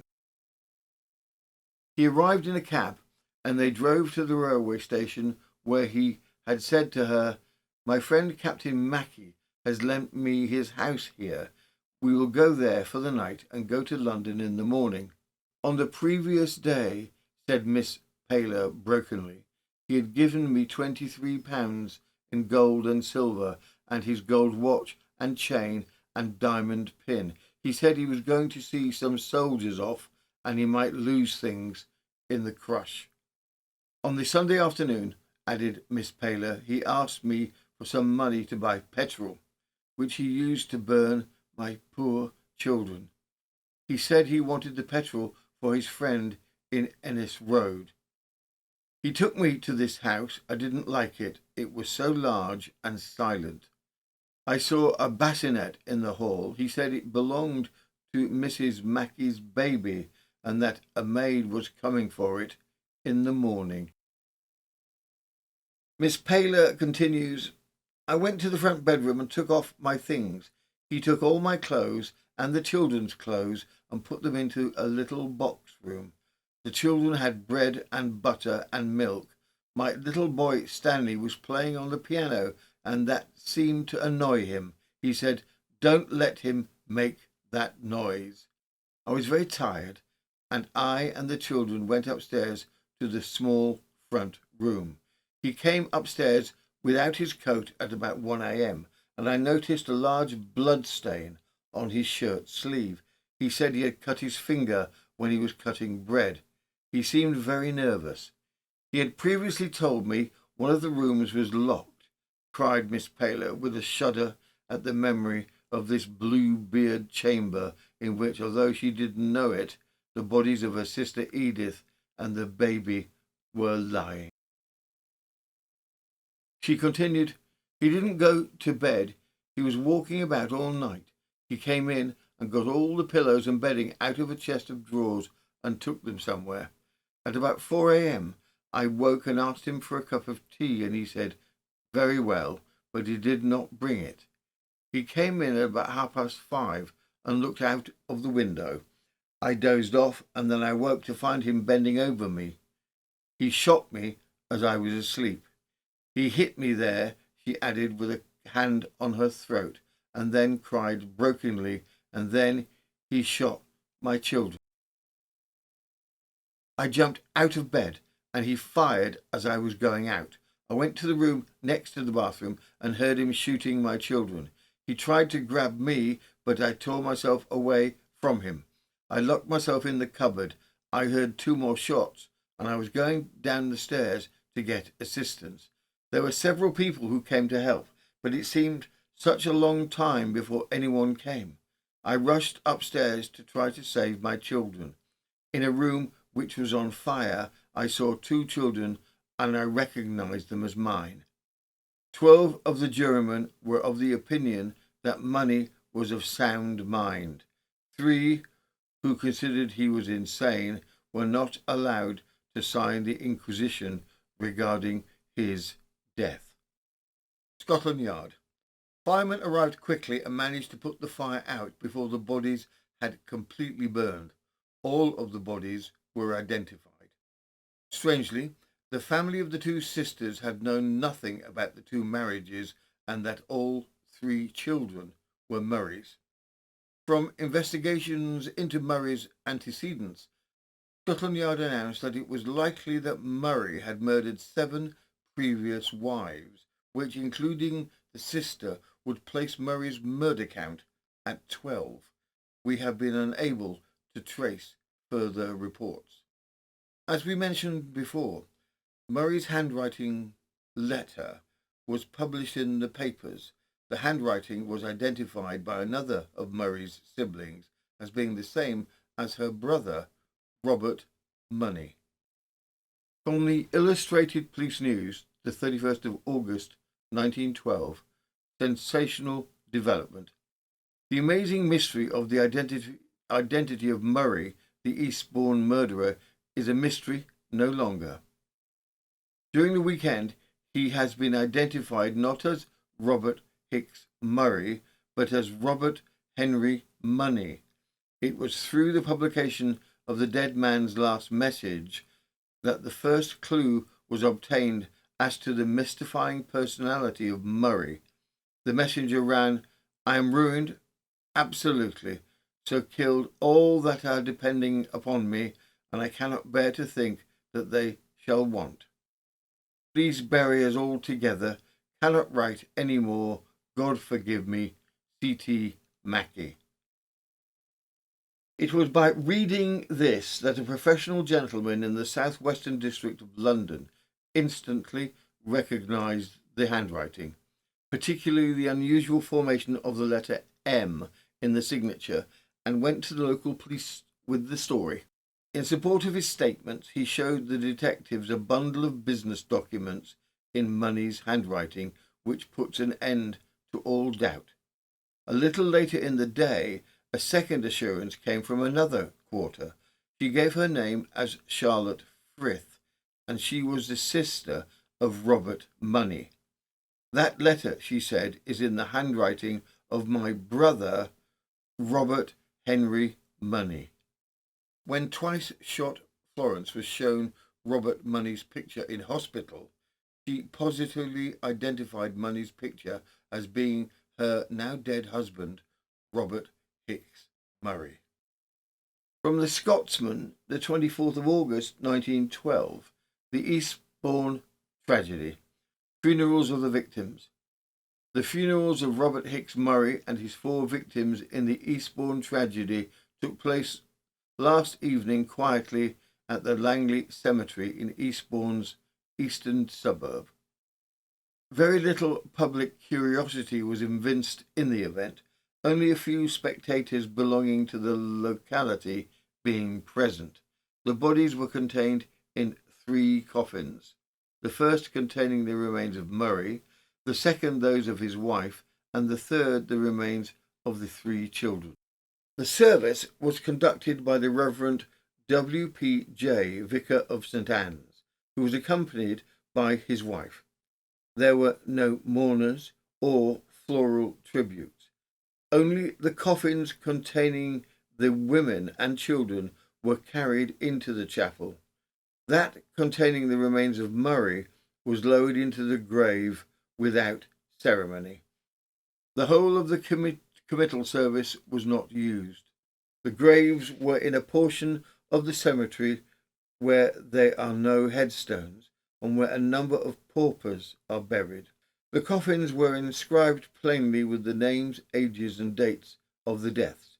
The clergyman added the collect for Holy Innocents' Day to the committal prayers as being appropriate for the children.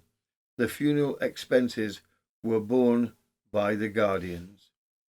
Additional death. A few weeks after the terrible tragedy of the Murray household, an unmarried servant of the house opposite the Murray house killed her newborn baby. It was speculated that the maid had had an affair with Murray and had killed her child due to the taint of his criminality, in addition, of course, to the scandal of being an unmarried mother, which possibly inadvertently brought Robert Hicks Murray's death toll up to 13. From the Dundee Evening Telegraph, strangled child. Gertrude King, one of the servants living opposite the scene associated with the Robert Henry Money tragedy at Eastbourne, who entered the burning house to render assistance, attended a coroner's inquest at Eastbourne on a newly born male child of which she was the mother. It was elicited that after spending the night of September the 12th in Guildridge Park, she confessed next morning to her mistress to having strangled her child. Evidence was given that King had been so strange since the Money tragedy, and the jury, in returning a verdict of wilful murder, expressed the opinion that she was in such a state of frenzy as hardly to realise the nature of her act. Newspapers reported that Scotland Yard had ascertained that Robert Money had possibly killed several previous wives, but we have been unable to confirm this. That information quite possibly was made up by papers for added salacious effect. Case 6. Murderess Martha Marrick, 1938. A true you-couldn't-make-it-up tale that was so infamous it made the international papers. The story is actually 2 stories that tie together as one. The first case of insurance fraud involves the purposeful chopping off of a leg in order to get an insurance payout. The problem is the man could not have done it himself, pointing attention squarely at the wife, Martha Marrick. Reportedly, the leg took 3 chops to sever it. The second case also involves an insurance payout, but this time involving the death of a husband, a child, an aunt and a lodger who all die unexpectedly and who are all insured, made payable to Martha Maddock. A complicating factor is that whilst the deaths were taking place, Austria was being invaded by Germany. Background. Martha Lowenstein was born in 1904 and was orphaned and forced to fend for herself in Vienna at an early age. A common theme throughout Martha's life was her inability to live within her means. To her, there was never enough, and Martha easily ran fortune after fortune she had been left. At the age of 12, she was working as a dress shop errand girl when she was seen by a department store magnate, Moritz Fritsch. She quickly learned how to make the most of her assets. Reported to be an absolute beauty and with an ability to entrance men and women, and at the age of 14, Martha is taken into the home of divorced Mr. Fritsch, 62, and at his death 10 years later, Martha finds herself the heiress to a substantial estate, providing her with wealth. There were rumours at the time regarding his ultimate demise, but family do not wish to have his body exhumed in case of the publicity negatively impacting sales within his department store. Martha is 23. 3 months later, Martha weds Emil Marek, a young engineer, and together they enjoy a life of affluence and luxury until Martha's inheritance dwindled away. With little money left, a plan is derived. To alleviate their financial struggles, the Mareks conduct a fraudulent scheme involving insurance. Emil procures a substantial accident insurance policy, and within days of the first premium payment, disaster seemingly struck when he suffered a loss of a leg whilst chopping wood. The plan, meticulously premeditated, involved Emil intentionally severing his own limb with an axe and passing it off as a tragic accident. However, executing this plan proved challenging, requiring Martha's assistance to complete the gruesome task. The insurance policy for accident is an incredible £80,000, worth approximately £6 million in 2024. From Reynolds' newspaper, the 10th of April, 1927. £80,000 leg. Huge insurance fraud. Charge fails. One of the most amazing trials within recent years came to a dramatic close this afternoon when Mr. Emil Marek and his wife and others were acquitted on a charge of fraud and slander brought by an insurance company, who alleged that Marek, after insuring himself against disablement for the huge sum of £80,000, deliberately hacked off his left leg with an axe. His wife, Martha, 29, and her sister, Paula, were charged with aiding and abetting, while a hospital attendant named Mratz and his wife were charged with slander.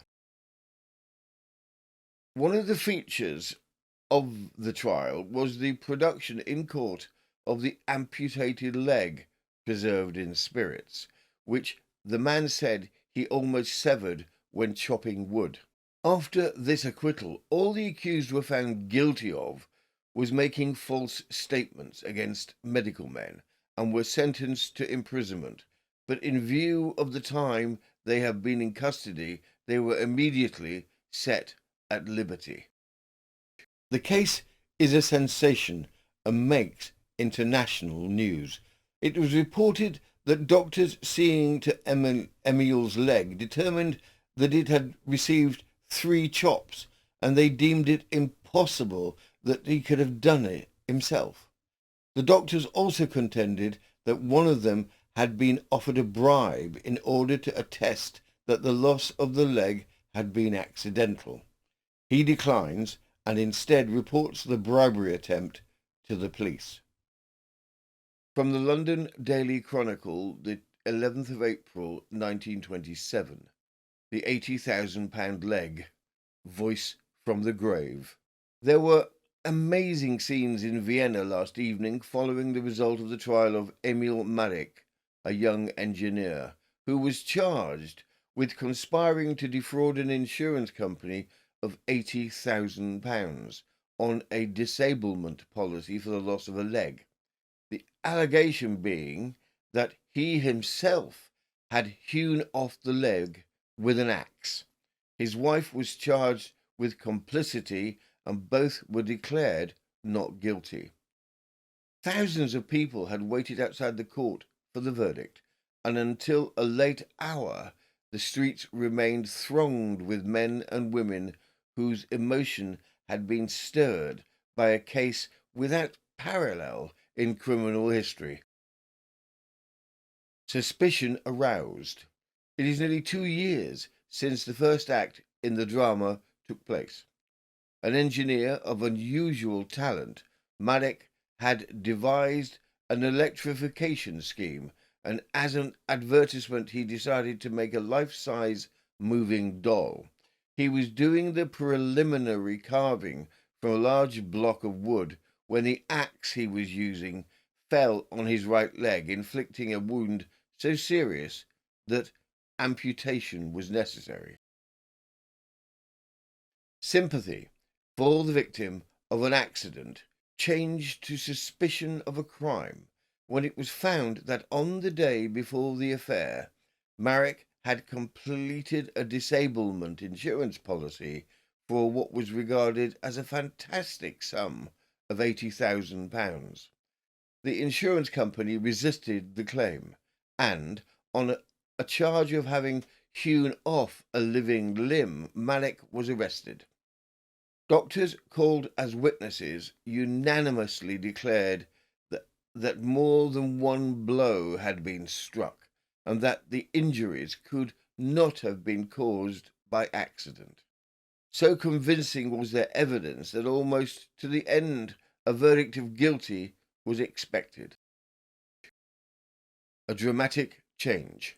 Then a dramatic change was effected by a voice from the grave, the voice of a woman now dead, who was in the garden of Marek's villa when the axe descended on his leg. On her deathbed, she said, "I saw Marek working with an axe on a block of wood. The blows were falling regularly. Suddenly I heard a scream, and I saw Marek lying on the ground. The blows of the axe followed so swiftly on each other that it's impossible that Marek could have struck his leg intentionally." Though the defense called other evidence, it was the voice of the dead woman that played the most convincing part in proving Marek innocent. It is announced that the insurance company intend to maintain its resistance to Marek's £80,000 claim, leaving him to bring a civil action if he so desires. The Mareks are acquitted within the Viennese courts of the charges of his having purposely cut off his leg with intent to defraud the insurance company. The insurance company eventually does pay out, but to a much lesser extent. With the hefty legal fees incurred, there is little money left. The couple have 2 children, Alphonse in 1929 and Ingeborg in 1932. As their funds dwindle with the insurance payout considerably less than expected, several attempts are made to generate money. There is an attempt to start up a taxi fleet, investment into building utilities in North Africa, even a vegetable stand in markets. All are failures. Emil begins to eat his meals at his parents' house to save money. The couple have had to move to low-cost housing. Their days of affluence and the best of everything are far away. Then, all of a sudden, Emile, who has enjoyed robust health despite the loss of a leg, becomes unwell. The illness progresses and Emile dies in hospital. The death certificate states that the cause of death is tuberculosis. Approximately 1 month later, her son, Alphonse, becomes desperately ill. However, with emergency care, he recovers. Martha's financial position is now urgent. Martha contacts her widowed aunt, with whom she has had little to do with previously. Martha promises to care for 67-year-old Suzanne Lowenstein in exchange for room and board. Whilst caring for her, Mrs. Lowenstein changes her will to make Martha her sole heir. Less than 2 weeks later, after a painful illness in which she loses the use of her legs and her hair falls out, Mrs. Lowenstein is dead. Martha, now with only her son left, but with a substantial property, rents out a room to 53-year-old seamstress Felicitas Kittenberger. She has convinced Mrs. Kittenberger to lodge with her by promising to get her many clients through her connections. Mrs. Kittenberger's son Herbert visits her and is alarmed to hear from his mother that any food or drink received by Malek tastes bad. It doesn't take long for Mrs. Kittenberger to lose the use of her legs and for her hair to fall out. She dies on the 2nd of June. Her son accuses Martha of murdering his mother, but his claims of murder are put down to grief and not given any particular attention at that time. As before, Martha quickly runs through the money from the insurance policy and looks for a new way to generate income. In October 1936, Martha claims she has been robbed during the night. The items were insured. Police are called in and are met by poor, blind, and slightly paralyzed Martha Marek. Police question to themselves why the thieves chose those large items rather than the far more portable silver. According to Mrs. Marek, the items taken were large tapestries, painting, and furniture. Her silver was not touched. Police are suspicious. Investigations ensue, and the police discover that Mrs. Marek actually enjoys excellent health and is neither blind nor paralyzed. More investigations discover a secret warehouse which holds exactly the same items that Mrs. Marek has reported missing. With the previously infamous insurance case of the leg and the unravelling of the rapid succession of deaths that have surrounded Mrs. Marek, the bodies of her husband, her daughters, and her aunt and the recent lodger are exhumed. The series of murders are exposed. From the Belfast Telegraph, the 3rd of May, 1938. Woman's alleged 4 murders. Relatives killed for insurance money. The remarkable Vienna case. One of the most remarkable women in criminal history, Martha Marek, still strikingly beautiful at 40 and credited with extraordinary powers of fascination both upon men and women, was brought up for trial on Monday in the Vienna Central Criminal Court. She is charged with 4 murders, including that of her husband, Emil Marek, an aunt, another woman who lodged with her, and one of her own children, all to obtain insurance money. All the bodies were exhumed after suspicion was aroused, and traces of thallium, which is alleged to have been obtained from rat poison, was found in each. 12 years ago, Emil Malek, an inventor of 24, had grown a large black beard to make himself look older, and he was found in his garden in a Vienna suburb with his leg almost hacked off above the knee. He had been carving a wooden model with an axe, which he had previously sharpened on Sunday morning in the garden. The week before, he had insured his life for £4,000 and had taken out another policy for £16,000 against disablement by accident. The latter sum, he claimed, he and his wife declared in evidence that he had hacked his leg himself by accident. Hacked husband's leg with an axe. After long legal proceedings, Maddock was paid about £8,000, most of which was swallowed up in lawyers' fees and costs. 6 years later, when the couple were very poor, he died somewhat suddenly, but no suspicion then fell on the wife. It is now alleged that Maddock was so much under his wife's influence that he allowed her to hack his leg with the axe, as it was a physical impossibility in the opinion of many experts consulted at the time for him to have done it himself. In court, Martha Maddock had appeared almost blind, but the prosecution declares that she has been simulating partial blindness for some time past. She gave formal evidence about herself after the indictment had been read. The hearing was then adjourned. The trial is expected to last a fortnight.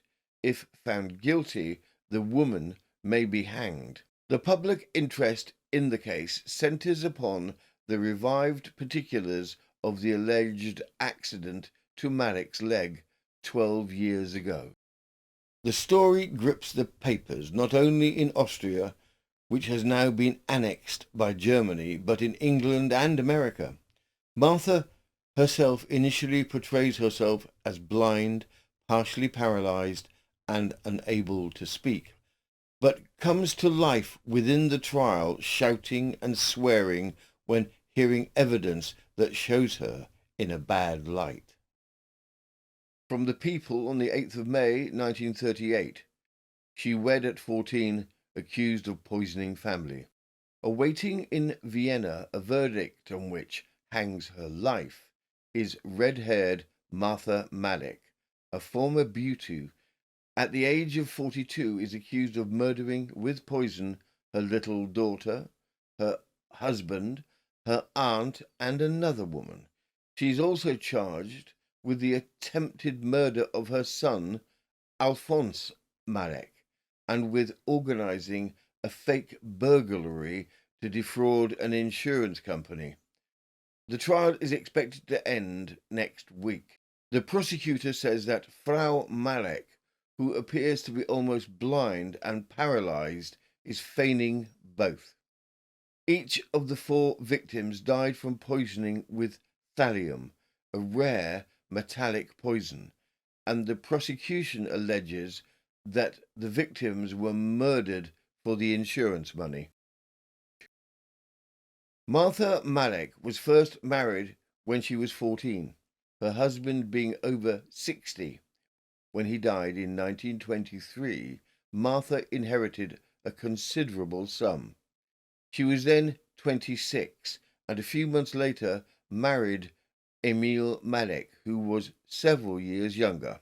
A few years after their marriage, the couple became famous in a big legal insurance battle which attracted attention throughout the world.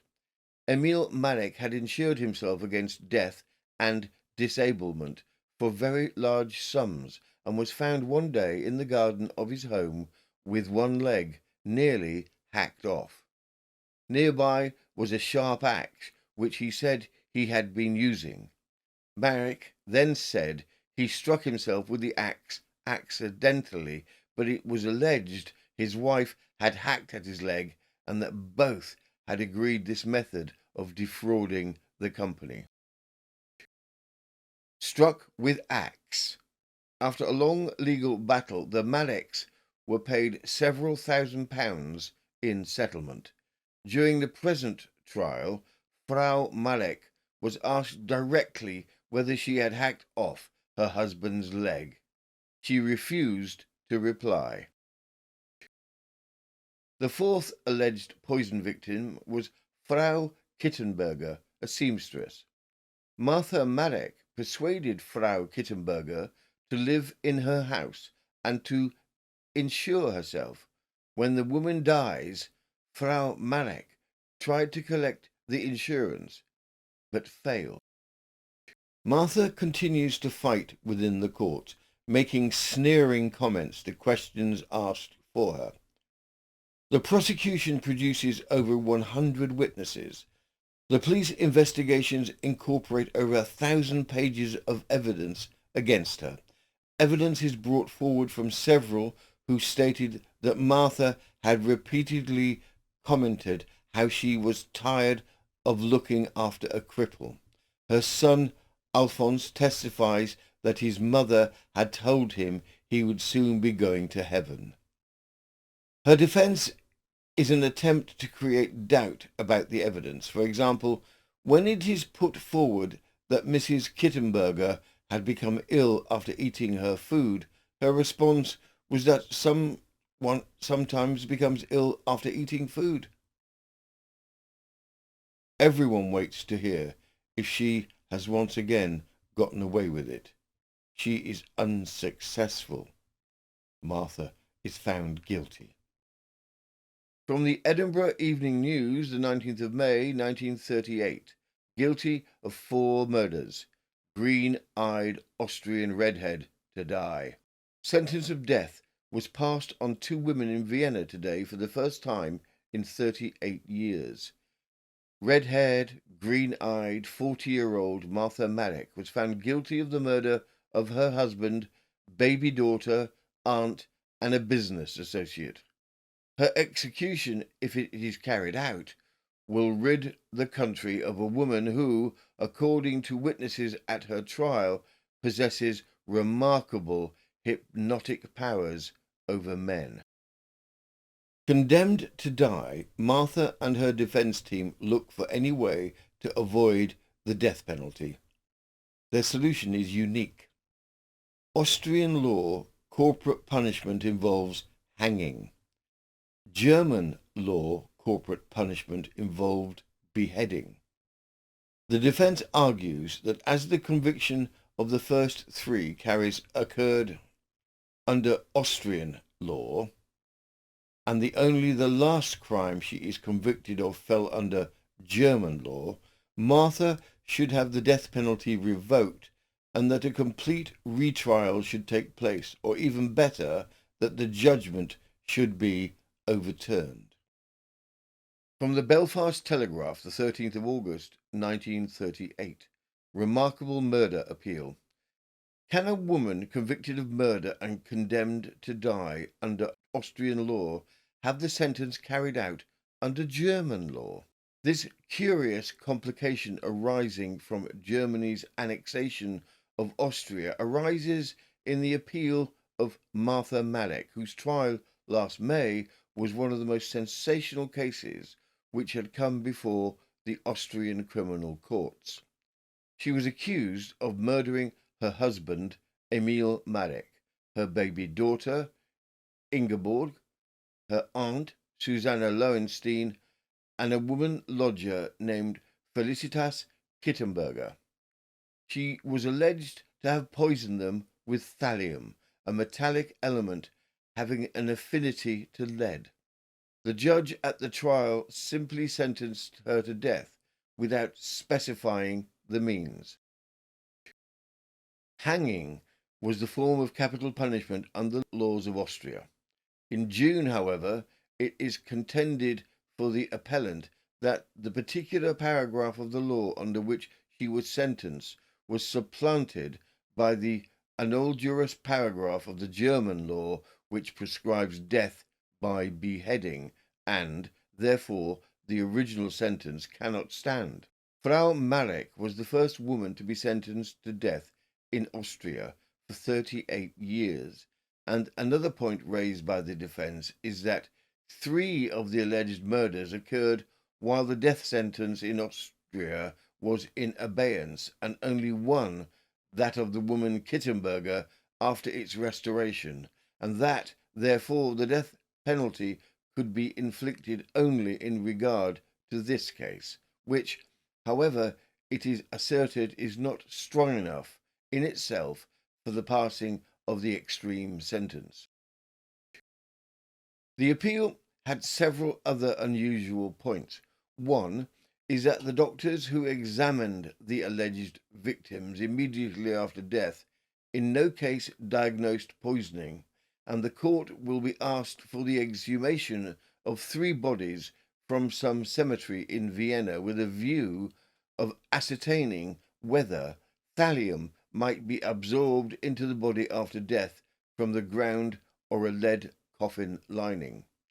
Another plea is that the lower courts refused an application for the accused woman to be examined while hypnotized, the contention being that no guilty person would consent to run the risk of being made to confess while in a trance.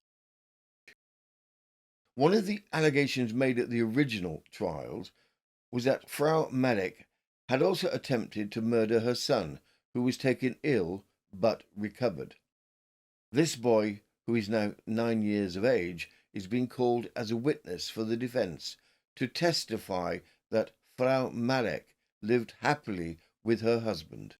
The appellant is asking that the conviction should be quashed, or that the case should be sent back to the Court of First Instance for retrial. It does not work. The Supreme Court rules that the judgment, the accompanying death sentence, and German mode of execution will hold. From the Nottingham Evening Post, the 17th of October, 1938. Axe worse than rope. The appeal of Martha Maddock against the sentence of death passed on her for the murder of 4 members of her family by poisoning was dismissed by the appeal court at Vienna. One of the grounds of appeal is this astonishing case was unique. Counsel for the appellant pointed out that Frau Maddock had been sentenced to death last May under Austrian law, which prescribed that capital punishment should be carried out by hanging, whereas German law, under which the death sentence is carried out by beheading, has since been substituted for the Austrian code. Counsel argued that death by the axe was worse than by the rope, and it was not right that the punishment awarded in the court of first instance should be increased in this way. Therefore, he pleaded for the reduction of the woman's sentence to a term of imprisonment. Martha Maddock was executed on the 6th of December 1938 by beheading by the guillotine in Vienna for the poisoning of her husband, her baby daughter, 9 months old, her elderly aunt, whose money and house she had inherited, and her lodger, Felicitas Kittenberger. Continuing the ploy that she had used during the trial, she assumed paralysis, possibly in the hope that she would be able to avoid the death penalty. She was wrong. Martha was placed in a wheelchair to be conveyed for the distance between her condemned cell and the place of execution. But on the morning of the execution, Martha's paralysis vanished, and she struggled violently against the executioner and the guards. She was eventually subdued by sheer strength of numbers and executed by guillotine. It was the first execution of a woman to take place in 34 years. That concludes this episode of a collection of extraordinary cases, a crime compilation special. We thank you, brave viewer, for surviving this episode without spontaneously combusting from suspense. If you enjoyed these tales of grim Victorian foul play, do like, subscribe and share. It helps us to outwit the algorithm, which, as you know, is operated by a small group of Victorian ferrets in waistcoats who only respond to polite digital applause and the scent of marmalade. This has been News of the Times, and I remain Robin Coles, unpacking murder, mischief and misfortune from dust-choked archives.